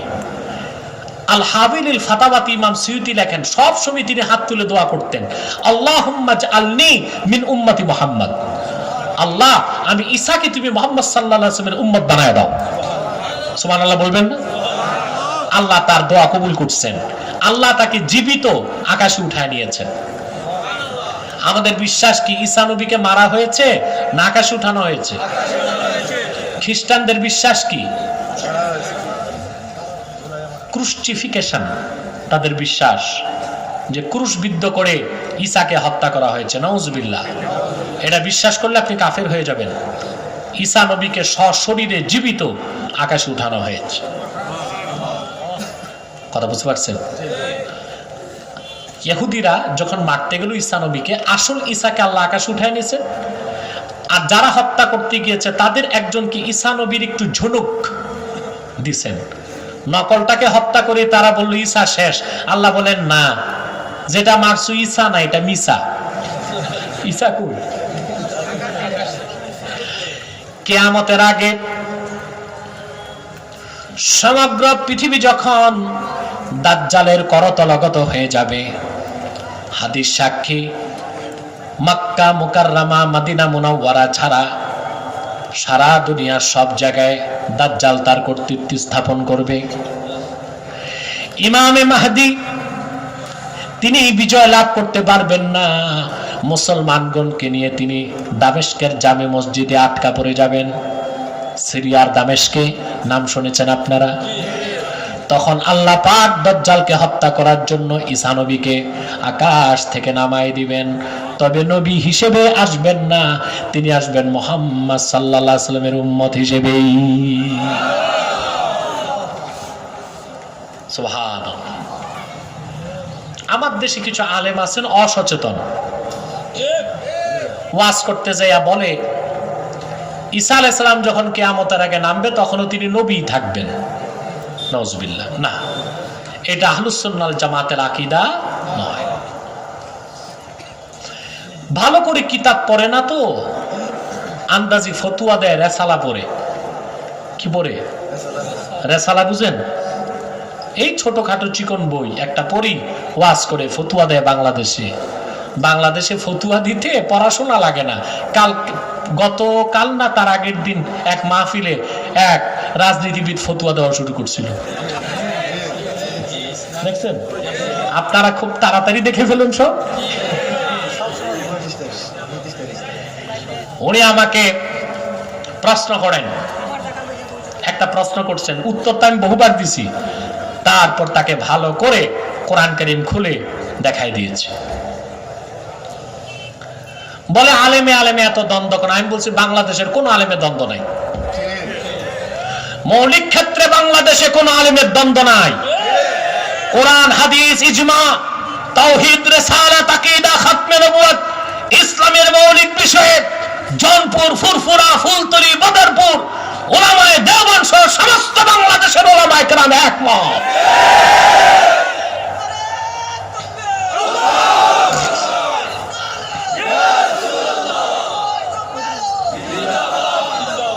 ছোটখাটো বিষয়ে দ্বন্দ্ব তো থাকতেই পারে। একটি ঘরে 5টি ভাই থাকে, একমত থাকে, সমস্যা থাকে। কিন্তু শত্রু যখন ঘরে আগুন দিতে আসে, 5 ভাই তখন এক হয়ে যায় শত্রুকে দমন করতে।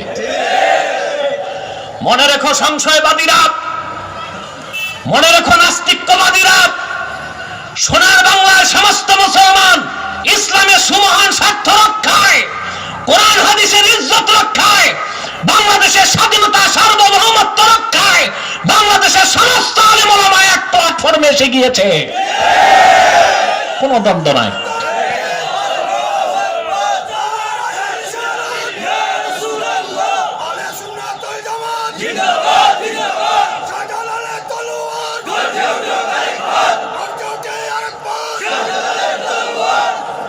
আমার ভাইরা, সেজন্য বলি আমি বলে যাচ্ছি, এটা নিয়ে আবার কিছু আলেম ভাই মজা করতেছে আমার নতুন স্লোগানে। আমি বলেছি বর্তমান পরিস্থিতিতে মাসলাক যার যার, দিন ইসলাম সবার। আমার টুপি আমার পছন্দ, আমি কাউকে চাপিয়ে দিব না। চাপিয়ে দিব? আমার মাসলাকের জিকির আমল আমারটা আমার কাছে থাক, তারটা তার কাছে থাক। মৌলিক ক্ষেত্রে তো আমরা এক আছি, ঠিক কিনা বলেন? মনে রাখবেন, যুগে যুগে কাফের মুশরিক ইহুদিদের একটি নীতি ছিল ডিভাইড এন্ড রুলস, ভাগ করো শাসন করো। বাংলাদেশেও উলামায়ে কেরামের মধ্যে দ্বন্দ্ব সংঘাত সৃষ্টি করে ঐক্য বিনষ্ট করার জন্য ইহুদি খ্রিস্টান লবি কাজ করে যাচ্ছে, সেই সুযোগ আমরা দিব না। ইসলামের সুমহান স্বার্থ রক্ষায়, আলেম ওলামার ইজ্জত রক্ষায়, কোরআন সুন্নাহ সমস্ত মৌলিক দাবি রাষ্ট্রীয়ভাবে আদায় করার জন্য এবং আগ্রাসী অপশক্তির হাত থেকে সোনার বাংলার স্বাধীনতা রক্ষায় এদেশের আলেম ওলামার নেতৃত্বে বাংলাদেশি মুসলমান প্রয়োজনে আরেকবার রক্ত দিবে। তারপরে ইহুদি খ্রিস্টানদের বাস্তবায়ন হতে দেওয়া হবে না, হবে না, হবে না।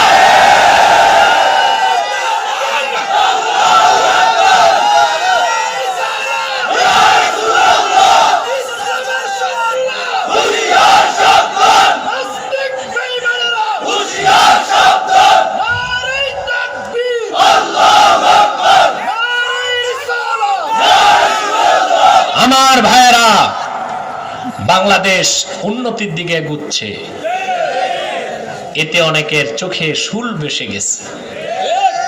করোনার মধ্যেও বাংলাদেশের মানুষের জিডিপি বার্ষিক আয় $1800 পার হয়ে গেছে। এটা আমি বলেছি, এটা সরকারের কৃতিত্ব নয়, এটা আল্লাহর কোরআনের বরকত।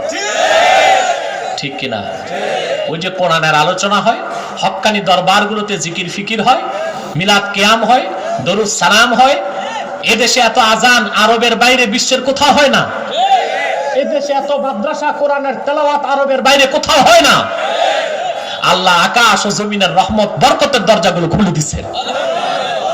আমাদের জিডিপি চলে গেছে $1800 পার হয়ে গেছে।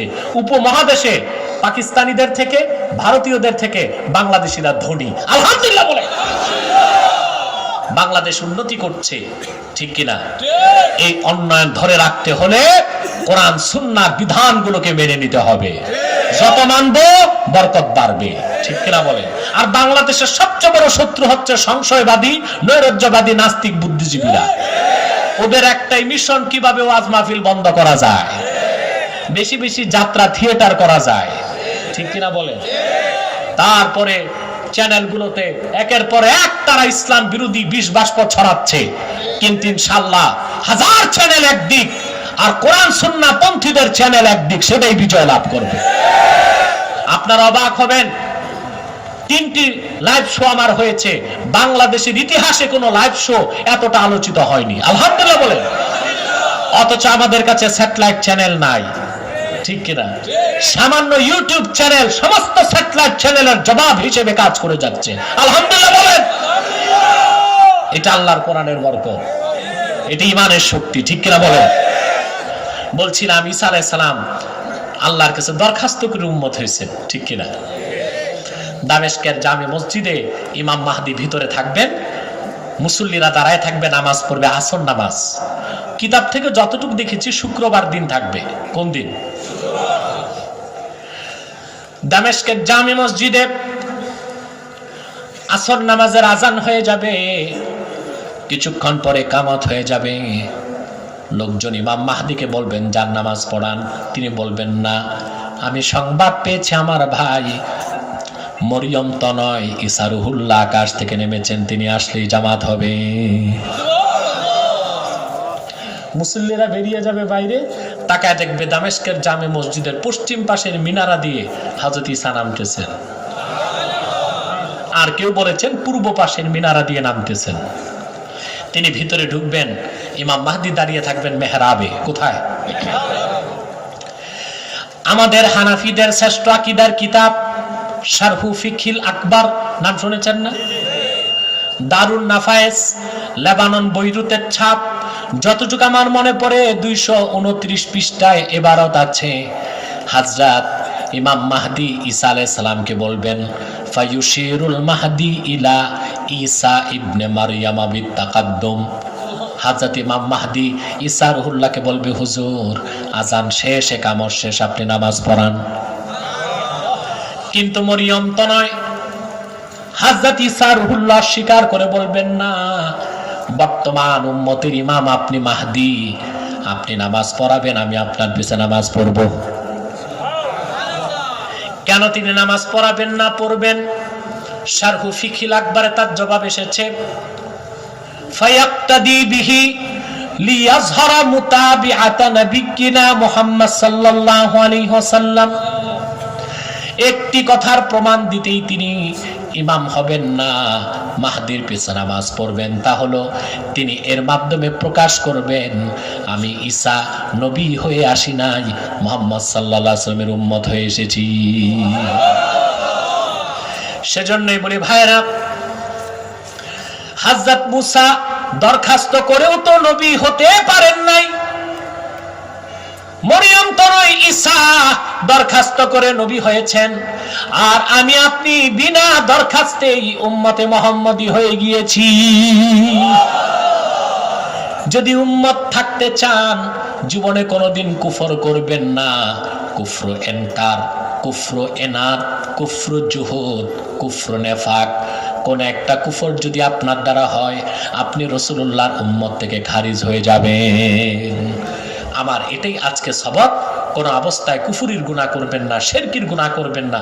যদি হয়ে যায় তাৎক্ষণিক তওবা করবেন, যদি গোপনে হয় গোপনে তওবা করবেন, যদি প্রকাশ্য হয় প্রকাশ্য তওবা করবেন, লেখায় কুফর হলে লেখায় তওবা করবেন, একাকী হলে একা তওবা করবেন, ইজতিমাই ভাবে হলে ইজতিমাই ভাবে তওবা করবেন। পারবেন তো ইনশাআল্লাহ? আমরা কিছু পারি আর না পারি, রাসূলুল্লাহর উম্মত হয়ে কবরে যেতে চাই। রাজি আছেন? আল্লাহ পাক কবুল করুক, মঞ্জুর করুক, বলুন আল্লাহুম্মা আমিন। অনেক রাত হয়ে গেছে, আর আমি কষ্ট দিচ্ছি না আপনাদেরকে। এখনই মুনাজাত করব ইনশাআল্লাহ।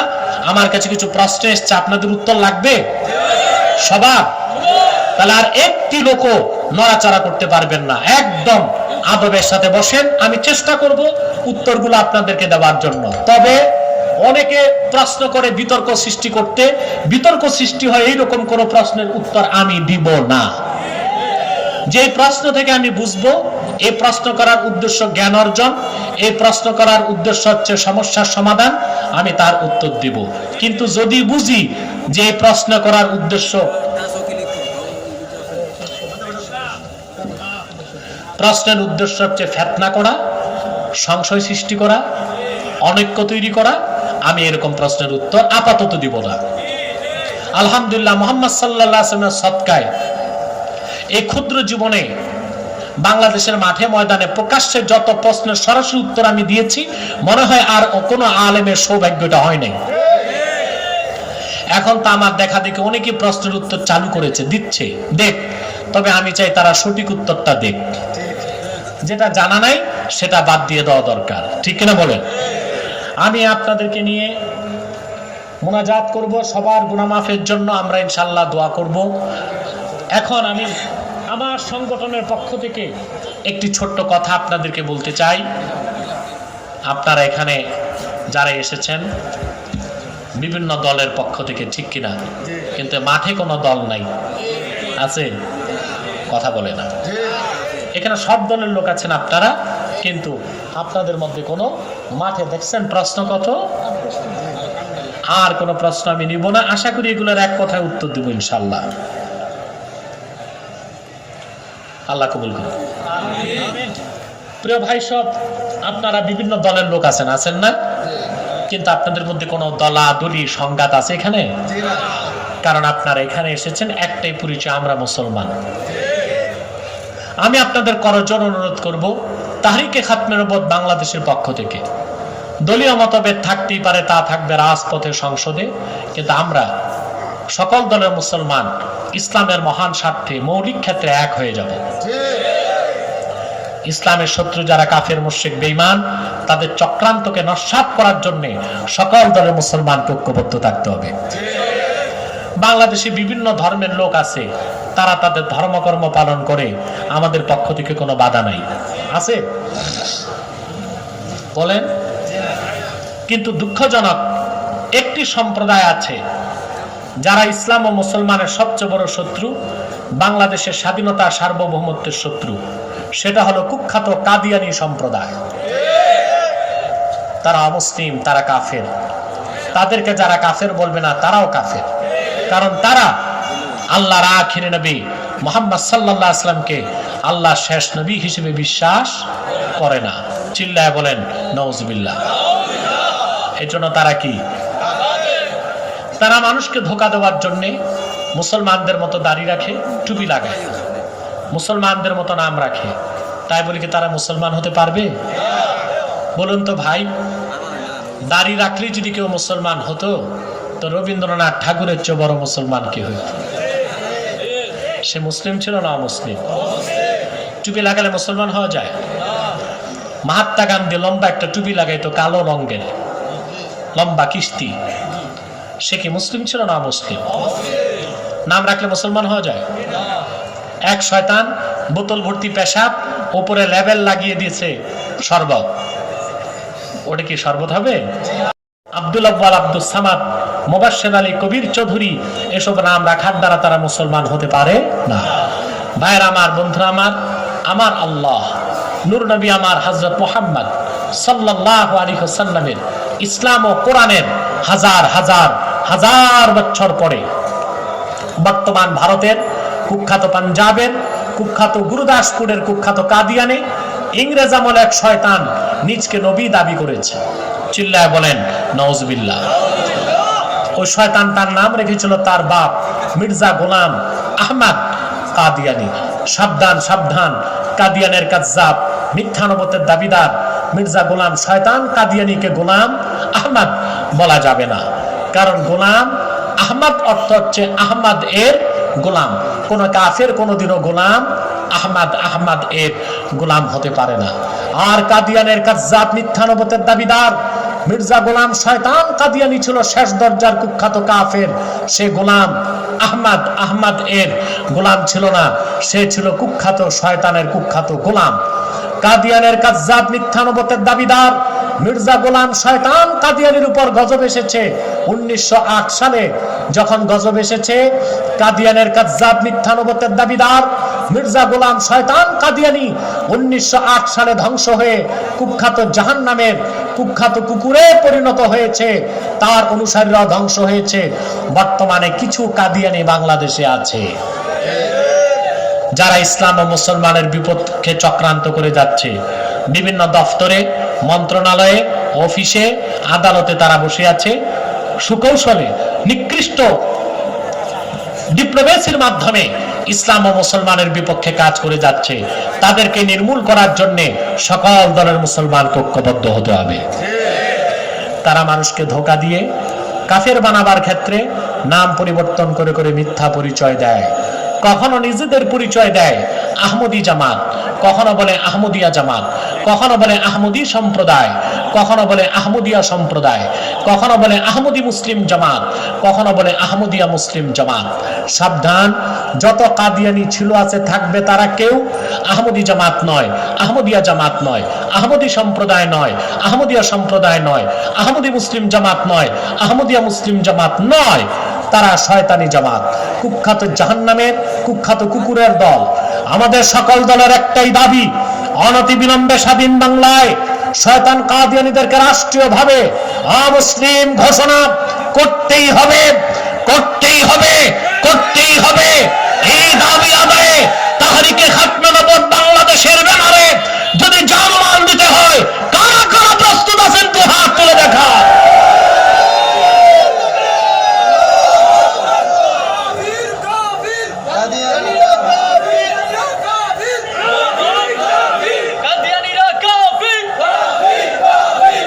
প্রিয় ভাই বন্ধুগণ, তাদেরকে অর্থনৈতিক সহযোগিতা করবেন না, পারবেন?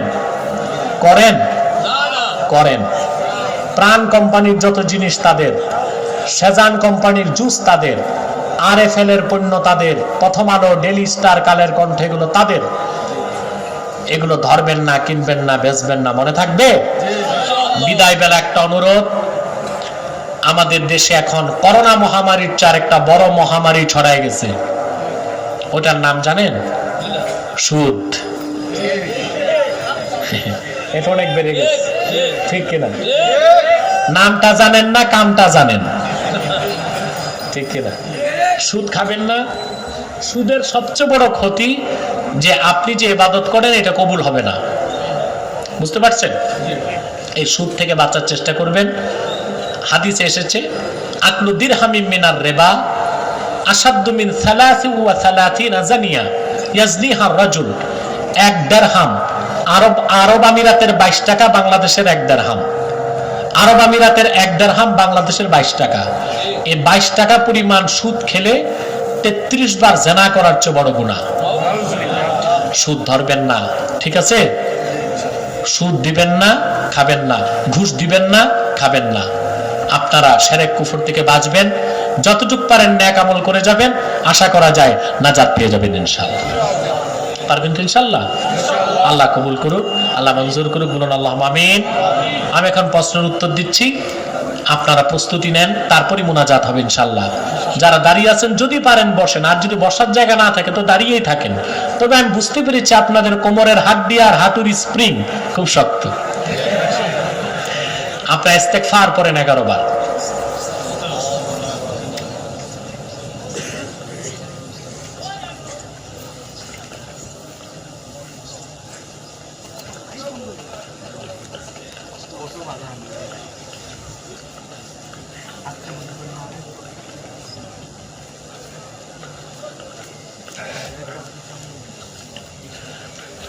সূরা ফাতিহা পড়েন।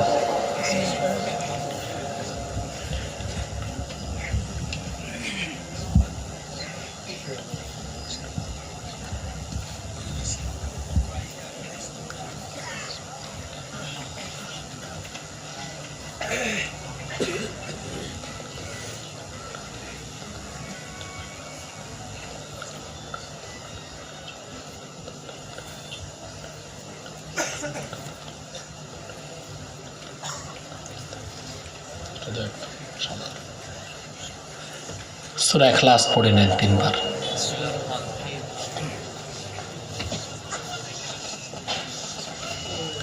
আমরা যা পড়লাম সওয়াবগুলো মুনাজাতে দিয়ে দিব মৃত মুসলমান জাতের ইসালের সওয়াব উপলক্ষে আজকের প্রোগ্রাম। আর যে ভাইটি মারা গেছে তার নাম কি? রোমান, এই সংগঠনের যে প্রতিষ্ঠাতা। আচ্ছা আচ্ছা, আর রোমান আহমদ কতদিন আগে মারা গেছে? 4 মাস। আমরা দোয়া করব তার জন্য, এবং তার রেখে যাওয়া এই সংগঠন যেন সব সময় আল্লাহর দ্বীনের পক্ষে কাজ করতে পারে। আমরা এই দোয়া করবো ইনশাআল্লাহ। প্রশ্ন উত্তর তো হবেই। আমরা 1 মিনিট দরুদ সালাম পড়ে নিব যেন আল্লাহ আমাদের দোয়াটা কবুল করেন। দরুদ সালাম পড়ার সময় আপনারা উঠা বসা দৌড়াদৌড়ি করবেন না, মহাব্বতে ইখলাসের সাথে পড়বেন। সাল্লাল্লাহু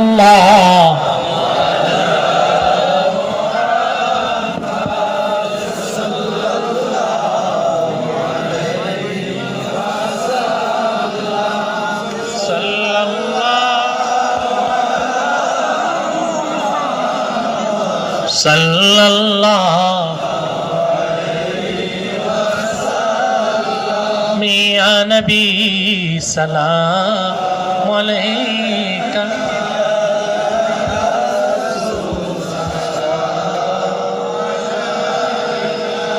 ইয়া হাবিব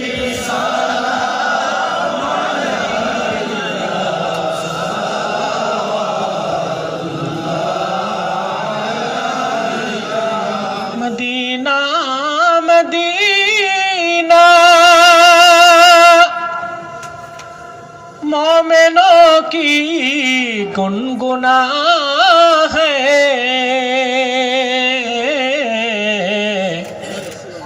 दीदारे मदीना आशिकों की तमन्ना है। या नबी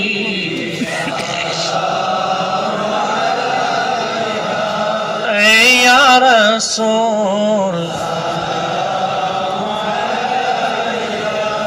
या हबीब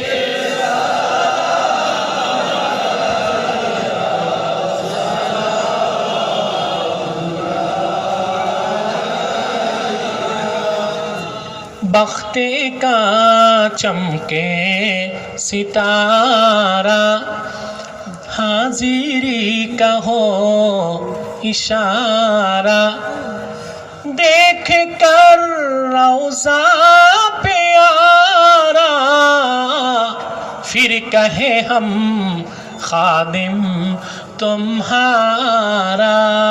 या नबी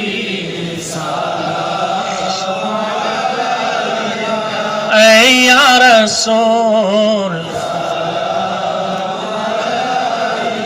या हबीब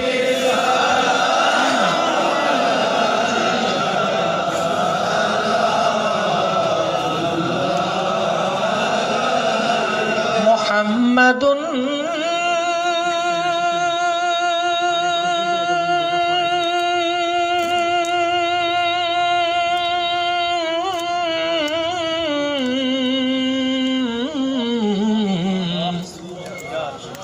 রাসূলুল্লাহি সাল্লাল্লাহু আলাইহি ওয়াসাল্লাম খাতামাল্লাহু বিহিন নবুওয়াহ ওয়া হাকামান লা নবিয়্যা বা'দাহু ইয়া নবী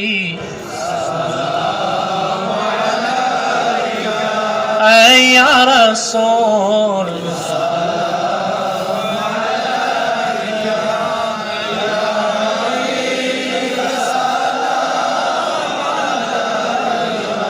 সালাওয়াতুল্লাহ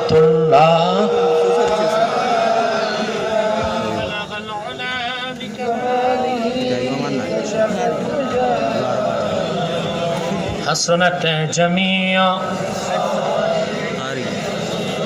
পড়ে গেছি নি আবার পড়ছে না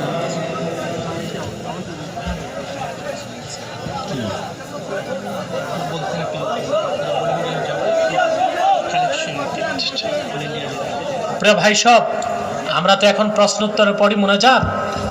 কিছু ভলান্টিয়ার যাচ্ছে আপনাদের কাছে, যে যা পারেন আল্লাহর ওয়াস্তে। এই বিশাল মাহফিলে অনেক খরচ হয়েছে, আপনারা প্রত্যেকে কিছু কিছু সহযোগিতা করবেন, আর আমি উত্তর দিয়ে যাচ্ছি, কোনো আওয়াজ করবেন না, প্রত্যেকেই দিবেন, পারবেন না ইনশাআল্লাহ?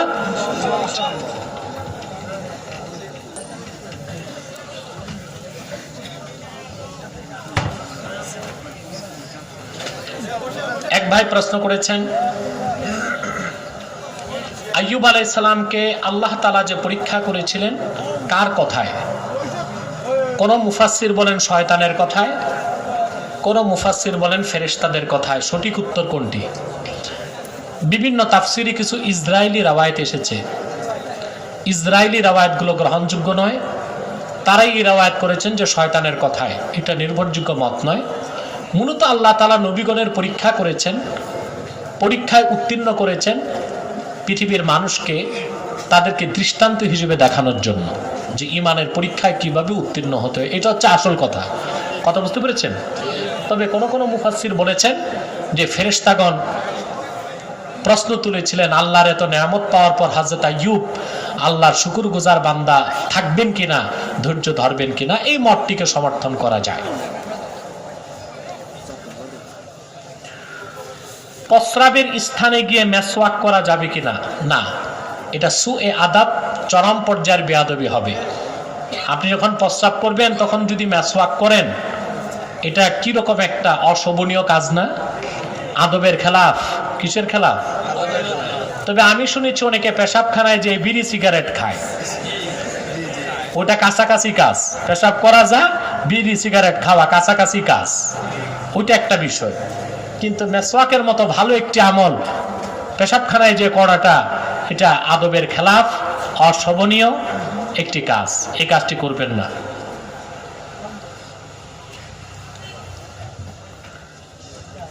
মৃত মোরগের ভিতর থেকে ডিম বের করে খাওয়া জায়েজ আছে কিনা? মোরগ কি ডিম দেয়? পাগল কোথাকার। প্রশ্ন করছি, মৃত মোরগের ভিতর থেকে ডিম বের করে খাওয়া জায়েজ আছে কিনা? মোরগ কি ডিম দেয় নাকি? এই মৃত মুরগি মরে গেলে ভিতর থেকে ডিম বের করে খেতে পারবেন, তাতে সমস্যা নেই। সবকিছু আল্লাহর হুকুমে হয় কিনা? যদি বলেন আল্লাহর হুকুমে হয়, তাহলে চোর কি চুরি করে আল্লাহর হুকুমে? না। এই প্রশ্নটা মুমিনের না, এটা সংশয়বাদীদের প্রশ্ন। কাদের প্রশ্ন? সংশয়বাদীদের প্রশ্ন। সকল ভালো কাজের নিসবত বা সম্পর্ক আল্লাহর দিকে করা যাবে, আর কোনো একটি খারাপ কাজের দায় মহান আল্লাহর দিকে দেওয়া যাবে না। কথা বুঝতে পারছেন? এখন আপনি যদি বলেন তো চোর চুরি করে কেন? আল্লাহ যদি তকদিরে লিখে নাই রাখতো সে চোর হবে, তো চোর হলো কেন? তকদির বিষয়টা আপনাকে বুঝতে হবে। আমি এক বুদ্ধিজীবীকে প্রশ্নের উত্তরটা দিয়েছিলাম, আপনারা দেখেছেন। আমরা যখন এসএসসি পড়েছি, তখন আমাদের একটা অপশনাল সাবজেক্ট ছিল কম্পিউটার সায়েন্স। তবে সেটাই ফেল করলে কেউ প্রমোশন ঠেকতো না, প্রমোশন দেওয়া হতো। এসএসসিতে আমাদের সময় কোনো গ্রেডিং সিস্টেম ছিল না, তখন ছিল stand, star, first division, second division, third, তারপর ফেল। এখন তো জিপিএ 5 টাইপ কি যেন হয়েছে একটা, এটা আমি বুঝি না। তো যখন আমি পরীক্ষা দিব এসএসসি, তার 21 দিন আগ থেকে আমি অসুস্থ ছিলাম, অনেকগুলো রোগে আক্রান্ত। আপনার ভাইরাস ফ্লু, ভাইরাস ফিভার, বসন্ত আমার চোখেও হয়ে গেছিল। আমি কোনো বই ধরতে পারি নাই, বুঝতে পারছেন? আমার আব্বা হুজুর রহমতুল্লাহ তখন আমাকে বলেছেন, মনে করো তুমি ফেল করবে, এটা মনে করি পরীক্ষাটা দাও এসএসসিতে। আমিও বলতেছি তুমি ফেল করবা, আর তুমিও মনে করে নাও কি ফেল। আমাকে তখন স্পেশালি পরীক্ষার হলে পরীক্ষা দিতে দেওয়া হলো, ল্যাব তোষক সব সহ। অনেকটা শুয়ে শুয়ে পরীক্ষা দিয়েছি আমি, আলহামদুলিল্লাহ মুহাম্মদ সাল্লাল্লাহু আলাইহি ওয়াসাল্লামের সদকায় আমি তখনও এসএসসিতে হায়ার ফার্স্ট ডিভিশন, প্রায় স্টারের কাছাকাছি রেজাল্ট পেয়েছিলাম, আলহামদুলিল্লাহ। আমার কোনো সমস্যা। কিন্তু পরীক্ষার রেজাল্ট বের হওয়ার আগে আমাদেরকে যে স্যার গণিত পড়াতেন, তিনি শুনেছেন আমি অসুস্থ, বুঝেন নাই? পরীক্ষা চলাকালীন তিনি বলেছেন যে ও ফার্স্ট ডিভিশন পাবেই। এখন আপনারা বলুন তো, স্যার বলেছে ফার্স্ট ডিভিশন পাবো, সেজন্য কি আমি ফার্স্ট ডিভিশন পেয়েছি? কথা বলেন। নাকি ক্লাস 6 থেকে 10 পর্যন্ত তিনি আমাকে পড়িয়েছেন বলে ধারণা করতে পারছেন যে সে তো ফার্স্ট ডিভিশন পাবে? ঠিক না? ক্লাসে একজন শিক্ষক ছাত্রকে বলে, তুই তো ডাব্বা মারবি, ফেল। ছাত্রটা ফেল করছে, দোষটা কি স্যারের? আল্লাহ অতীত বর্তমান ভবিষ্যৎ সব জানেন। কে চুরি করবে ওটা তিনি জানেন, তকদিরে লিখে দিয়েছেন, এটা সব। অতএব এই চুরির অপরাধ মহান আল্লাহর দিকে যাবে না, ঠিক না বলেন? সেই অপরাধ চোরের নিজের, চোরের। দ্বিতীয় কথা, কাজ দুই প্রকার, একটা উমুরে ইখতিয়ার আর একটা উমুরে গায়র ইখতিয়ার। কিছু কাজ আল্লাহ মানুষের ইচ্ছায় দিয়েছেন, কিছু মানুষের ইচ্ছায় দেন নাই। ভালো কাজ মন্দ কাজ করার ক্ষমতা আল্লাহ মানুষকে দিয়েছেন, কিন্তু প্রয়োগটা মানুষ করে, কথা বলে না। এই যে চুরি করতে পারা, এটা একটা ক্ষমতা না? কথা বলে না। আরে মিয়া, চুরি বিদ্যা বলে বড় বিদ্যা, যদি চোর ধরা না খায়। আমার দেশের চোর ধরা খায় না। চায়না তালা তৈরি করে টপ মোস্ট সিকিউরড লক, এমন তালা চোর খুলতে পারবে না, কিন্তু চায়নার আবিষ্কৃত তালা বাংলাদেশের চোরের কাছে 30 সেকেন্ড। ঠিক কিনা? এখন বলেন তো, এই যে মেধা, প্রজ্ঞা, কাজ, এসব তো সৃষ্টিগতভাবে আল্লাহ মানুষকে দিয়েছেন, কিন্তু প্রয়োগ করলো চোর খারাপ কাজে। চাইনিজরা প্রয়োগ করলো আবিষ্কারে, আর বাংলাদেশের চোর প্রয়োগ করলো চুরির কাজে। এই জন্য দায়টা তার। আল্লাহ তাকে স্বাধীন ইচ্ছা শক্তি দিয়েছেন। এই ইচ্ছা শক্তির অপপ্রয়োগ করার কারণে সবকিছু আল্লাহর হুকুমে হয়, তারপরও চুরির দায় চোরের, জেনার দায় জেনাকারীর, হত্যাকারীর দায় হত্যাকারীকে বর্তাবে। আশা করি উত্তরটা পেয়েছেন।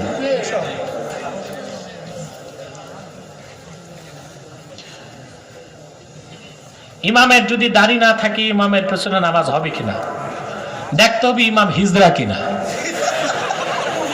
যদি হিজরা হয়, তার পিছনে নামাজ হবে না। আর যদি দেখা যায় যে না, ওনার বয়স হয়েছে, দাড়ি বের হয় না, এটারে বাংলায় বলে মাখুন্দা, আছে না কিছু, কিন্তু তিনি পুরুষ, তাহলে তার পিছনে নামাজ হবে। আর যদি দেখা যায় না, তার দাড়ি বের হয়েছে, তিনি দাড়ি চেষে ফেলে দিচ্ছেন, তা তিনি বড় দরজার ফাসেক, তার পিছনে নামাজ পড়া জায়েজ হবে না। হক্কানি আলেম কারা এবং তাদের পরিচয় কি? আরে ভাই, কোনটা গোলাপ ফুল আর কোনটা গেন্দা ফুল তা তো দেখলেই বোঝা যায়। এটা কি বুঝাই দিতে হবে? কথা বলে না। গোলাপ ফুল দেখলে বোঝা যায়, গেন্দা ফুল দেখলে বোঝা যায়, ঠিক কিনা? আবার পুকুরে কিছু জঙ্গলি ফুল হয়, তা তো দেখলে বোঝা যায়। তাকে পরিচয় করাই দিতে হবে? আপনি নিজে পরিচয় খুঁজে নেন, সব বুঝেন, ভালোটা আর খারাপটা বুঝেন না। বিয়ে করতে গেলে বউ দেখে চিনে নিয়ে আসে ভালোটা, মাছ কিনতে গেলে ভালো করে টিপে টাপে দেখে পচা না ভালো, ঘি কেনার সময় আঙ্গুলে নেয়, হাতে ঘষে নাকে লাগায় ঘি খাঁটি কিনা। শুধু কোনটা ঠিক কোনটা বেঠিক, কোন আলেম ঠিক কে ঠিক না, এটা দেখার সময় আপনারা কুম্ভকর্ণ হয়ে যান। ওয়াশরুমে গোসল ও উজু করার সময় দোয়া করা যাবে কিনা? না, দোয়াটা অন্তরে পড়বেন, মুখে পড়বেন না, মাকরু হবে। আপনাদের কি পয়সার অভাব যে কাগজ পান না, পোস্টার হ্যান্ডবিল ছিঁড়ে ছিঁড়ে প্রশ্ন লিখেন?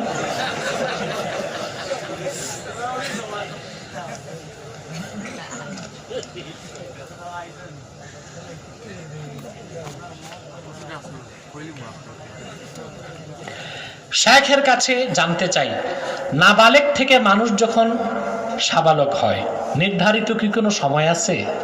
আরে ভাই, প্রশ্নটা মজার করছে না। মানুষ যখন শুনছেন পৃথিবীতে কোন মানুষ যখন বালেগ হয়েছে, তার বাপ মা বলে দিছে তুমি কালকে বালেগ হয়েছো, সে নিজেই বুঝে সে কি বালেগ হয়েছে, ঠিক কিনা? এটার কোনো বয়স, কিরকম বয়স? যখন সর্বোচ্চ বয়স ছেলেদের 15 বছর, 12 থেকে 15 যে কোনো সময় বালেগ হতে পারে, আর মেয়েদের ক্ষেত্রে 9 থেকে 15 যে কোনো সময় তারা বালেগ হতে, 9 থেকে 12 যে কোনো সময় তারা বালেগা হতে পারে।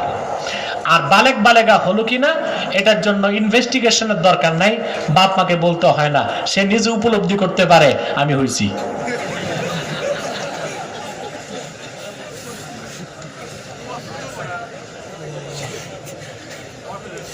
বিকাশে টাকা লেনদেনের সময় যে টাকা খরচের জন্য দেই সে টাকা কি সুদের আওতায় পড়ে? না, আমি যতটুকু বুঝি সুদে পড়ে না, এটা সার্ভিস চার্জ। আপনার কি বলেন? আপনার টাকাটা পৌঁছে দিচ্ছে, সে একটা চার্জ নিচ্ছে, এটা সুদের আওতায় পড়ে না। বিদেশ থেকে পাঠানো রেমিটেন্স সরকার 2% বোনাস হিসেবে দেয়, সেটি অনেকে সরকারের উপহার হিসেবে নেয়, না এটা সুদ। কিন্তু প্রণোদনা যেটা, ওটা ভিন্ন জিনিস। কিন্তু বিদেশ থেকে যে রেমিটেন্স আসলো, সরকার ওই টাকাটা ব্যাংকে রাখলো, সরকার টাকাটা ইনভেস্ট করলো, আপনাকে 2% দিল, ওইটা সুদের আওতায় পড়বে। সে টাকাটা আপনি নিবেন, কিন্তু নিজে খরচ করবেন না, গরিব মিসকিনকে দিয়ে দিবেন সওয়াবের আশা ছাড়া।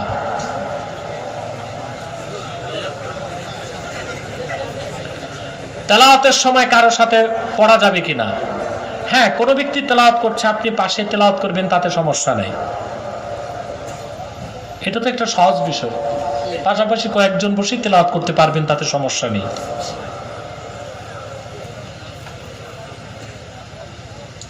এক ভাই প্রশ্ন করেছেন, মহানবী হযরত মুহাম্মদ সাল্লাল্লাহু আলাইহি সাল্লাম একটি দিন আমাদেরকে দিয়েছেন, তাহলে 4 মাযহাবের উৎপত্তি হলো কিভাবে? সুন্দর প্রশ্ন করেছেন ভাই, আপনার মনে মাযহাব বুঝতে কষ্ট হচ্ছে। 4 মাযহাবের লোক আল্লাহর বান্দা, মুহাম্মদ সাল্লাল্লাহু আলাইহি ওয়াসাল্লামের উম্মত, এবং একটি পরিপূর্ণ দ্বীন ইসলামের অনুসরণ করে। কোরআন কারীমের তাফসীর পৃথিবীতে কয়টা আছে বলতে পারবেন? কথা বলে না। কোরআন তো একটাই, তাফসীর তো অনেক আছে, সবগুলোই তো নির্ভরযোগ্য যদি তা সঠিক তাফসীর হয়। তাফসীর ইবনে কাসির, তাফসীর বাগাবী, তাফসীর খাজেন, তাফসীর মাদারিক, তাফসীর ইবনে আবি সাউদ, তাফসীরুল কবির, তাফসীর বাগাবী, তাফসীর তাবারি, তাফসীর কুরতুবী, এরকম অসংখ্য নির্ভরযোগ্য তাফসীর আছে। প্রত্যেকটাকে আমরা সঠিক বলে পড়ি, অধ্যয়ন করি। ঠিক একদিন ইসলামের ব্যাখ্যা মাযহাবগুলো দিয়েছে, একজনের থেকে সুন্দর আরেকজন দিয়েছে। সবচেয়ে সুন্দর যে দিয়েছে হানাফি মাযহাব, সবচেয়ে সুন্দর দিয়েছে আবু হানিফা, সেজন্য তিনি ইমাম আযম। 4 মাযহাব হক, যে কোনো একটি মাযহাবে থেকে আপনি ইসলামের বিধানগুলোকে মানবেন, গাইড হিসেবে, ব্যাখ্যা হিসেবে, আর কিছু না।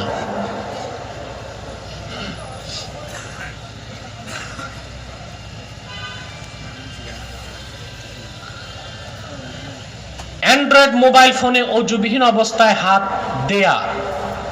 দ্বারা কোরআন তেলাওয়াত করা যাবে কিনা? এটা আদবের খেলাফ হবে। কারণ আপনি যখন মনিটর ওপেন করলেন, কোরআন কারীমের আয়াতগুলো ভেসে উঠলো, তখন আর অজু ছাড়া অ্যান্ড্রয়েড মোবাইল হাত দিতে পারবেন না। মোবাইল বন্ধ থাকা অবস্থায় ধরতে পারবেন। কথাটা বুঝেন নাই? আপনি যখন মোবাইল ওপেন করলেন, মনিটরে কোরআন কারীম ভেসে উঠলো, তখন অজু ছাড়া ধরা জায়েজ হবে না। কারণ আল্লাহ বলেছেন লা ইয়ামাসসুহু ইল্লাল মুতাহহারুন, পবিত্রতা অর্জনকারী ব্যতীত কেউ স্পর্শ করবে না।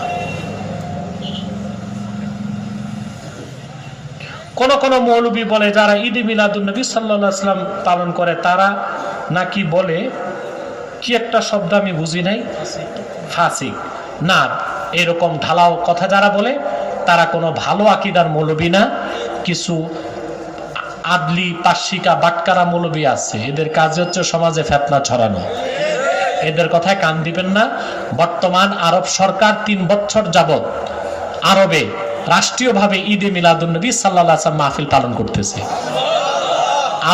আরবের সর্বোচ্চ উলামা পরিষদ একত্রিত হয়ে ফতোয়া দিয়েছেন ঈদে মিলাদুন্নবী সাল্লাল্লাহু আলাইহি ওয়াসাল্লাম মাহফিল পালন করা আল্লাহ রাসূলের খাঁটি উম্মতের মহব্বতের নমুনা।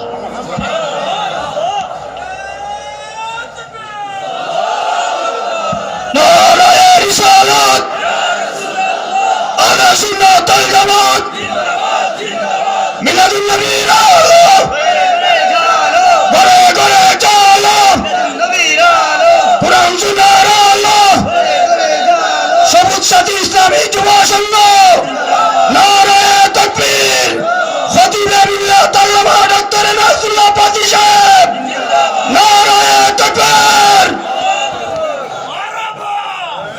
কেউ যদি মসজিদের মাইকে টাকা দিয়ে কোনো কিছু হারানোর জিনিসের বিজ্ঞপ্তি দিতে চায়, তাহলে এটি কি মসজিদের মাইকে মাইকিং করা জায়েজ?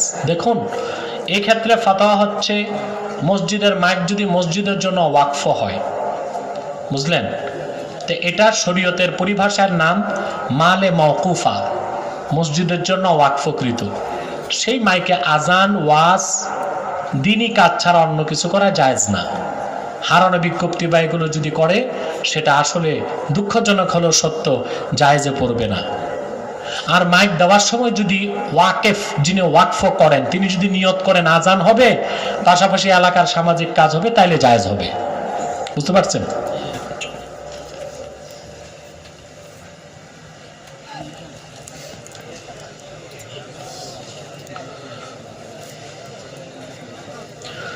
জোহরের প্রথম 4 রাকাত সুন্নত নামাজ আদায় না করে যদি কেউ জোহরের সালাত সম্পন্ন করে এবং 4 রাকাত নামাজ পরবর্তীতে না আদায় করলে তার জোহরের নামাজ কি শুদ্ধ হবে?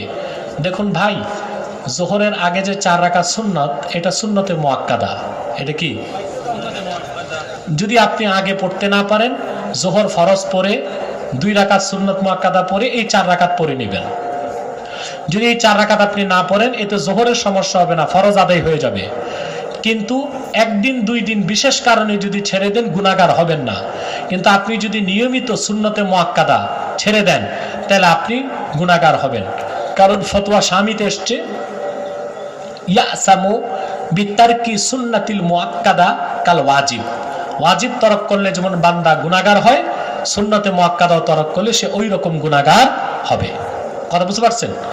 আর মোল্লা আলী কারি মিশকাতুশ শরা মিরকাতে লিখেছেন যে ইন্না তারকা সুন্নাহ ইউআদ্দি ইলা জান্দাকা, নিয়মিত কেউ যদি সুন্নতে মুআক্কাদা ছাড়তে থাকে, ধীরে ধীরে সে নাস্তিক হয়ে যাবে।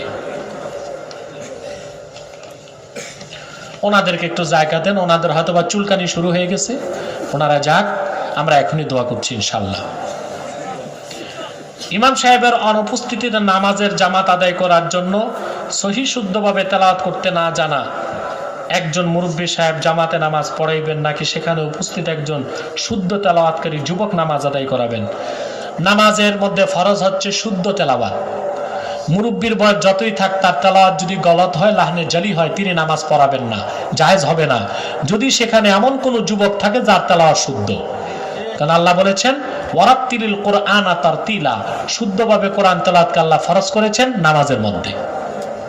কথা বুঝতে পারছেন?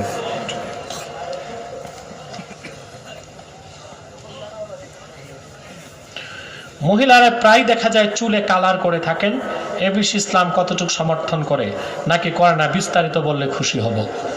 হ্যাঁ, এখানে শর্ত আছে।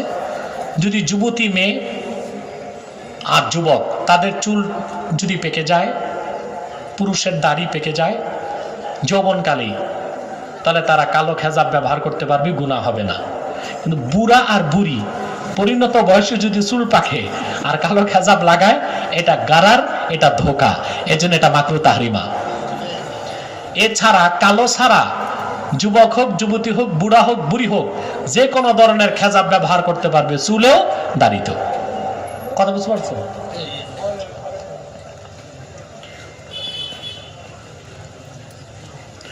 ওয়াশরুমের মধ্যে অনেককেই দেখা যায় নামাজের ওযু করে, কিন্তু আমরা জানি ওয়াশরুম পবিত্র জায়গা নয়, তাহলে কি ওয়াশরুমে অজু করলে নামাজ হয় না? ওয়াশরুম অপবিত্র জায়গা, আর অজু করবে না অপবিত্রতা দূর করতে, তাতে তো সমস্যা নাই। তবে ওয়াশরুমে আপনি যদি অজু করেন তাতে দোয়া পড়তে পারবেন না, এই জন্য ফোকাহে কেরাম মাকরু লিখেছেন। আপনি ওয়াশরুমটা সেপারেট করে নেবেন, বুঝলেন? ইস্তেনজার জায়গা আলাদা, অজুর জায়গা আলাদা। আপনার কাছে জানতে চাই, কেউ কোনো এক ওয়াক্তের নামাজ কাজা রেখে পরবর্তী ওয়াক্তের নামাজ কি তিনি জামাতে পড়াইতে পারবেন? যদি ব্যক্তিটা সাহেবে তারতিব হয়। কি হয়? অর্থাৎ বালেগ হওয়ার পর যার জীবনে একসাথে 6 ওয়াক্ত নামাজ কাজা হয় নাই, এরকম লোক বাংলাদেশে কম আছে। এ লোক সাহেবে তারতিব, তার যদি কোনো এক ওয়াক্ত কাজা হয়, সে অন্য ওই কাজা উঠানোর আগে আদা নামাজ পড়তে পারবে না নিজেও, অতএব ইমামতির প্রশ্নই আসে না। কিন্তু বালেগ হওয়ার পর কারো যদি এইরকম 6 ওয়াক্ত না অধিক কাজা হয়ে থাকে, সে আদা নামাজ পড়ে পরে কাজাটা তুলতে পারবে। ঠিক সেভাবে সে ইমামতিও করতে পারবে, পরে তার কাজাটা তুলে নিতে পারবে।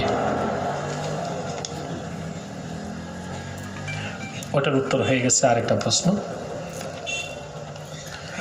আরেকটা ব্যাংকিং এর প্রশ্ন করা হয়েছে, এগুলো আমি মুখে দেই না, আমাদের দারুল ইফতাতে প্রশ্ন করলে আমি লিখিত উত্তর দেব ইনশাআল্লাহ।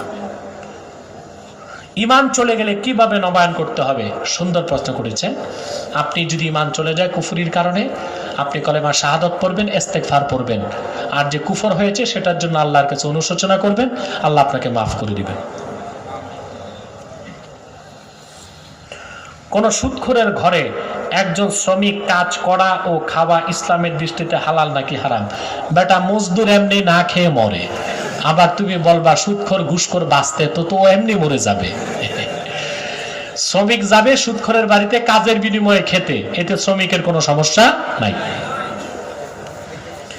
কোন ব্যক্তি প্রতিষ্ঠানের জন্য সুদ নিলে ওই প্রতিষ্ঠানের কাজ করে কোন শ্রমিক উপার্জন করা যায় কিনা? ওটা শ্রমিকের দায় না, যিনি করছেন সুদের দায় তার।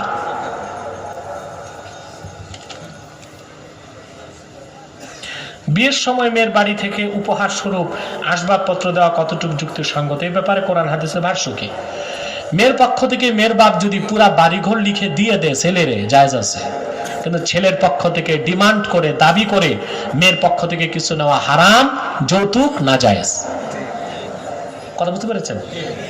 তবে অনেকে ঘর জামাই হইতে ভালোবাসে, নিজে ঘর জামাই বলতেও ভালোবাসে,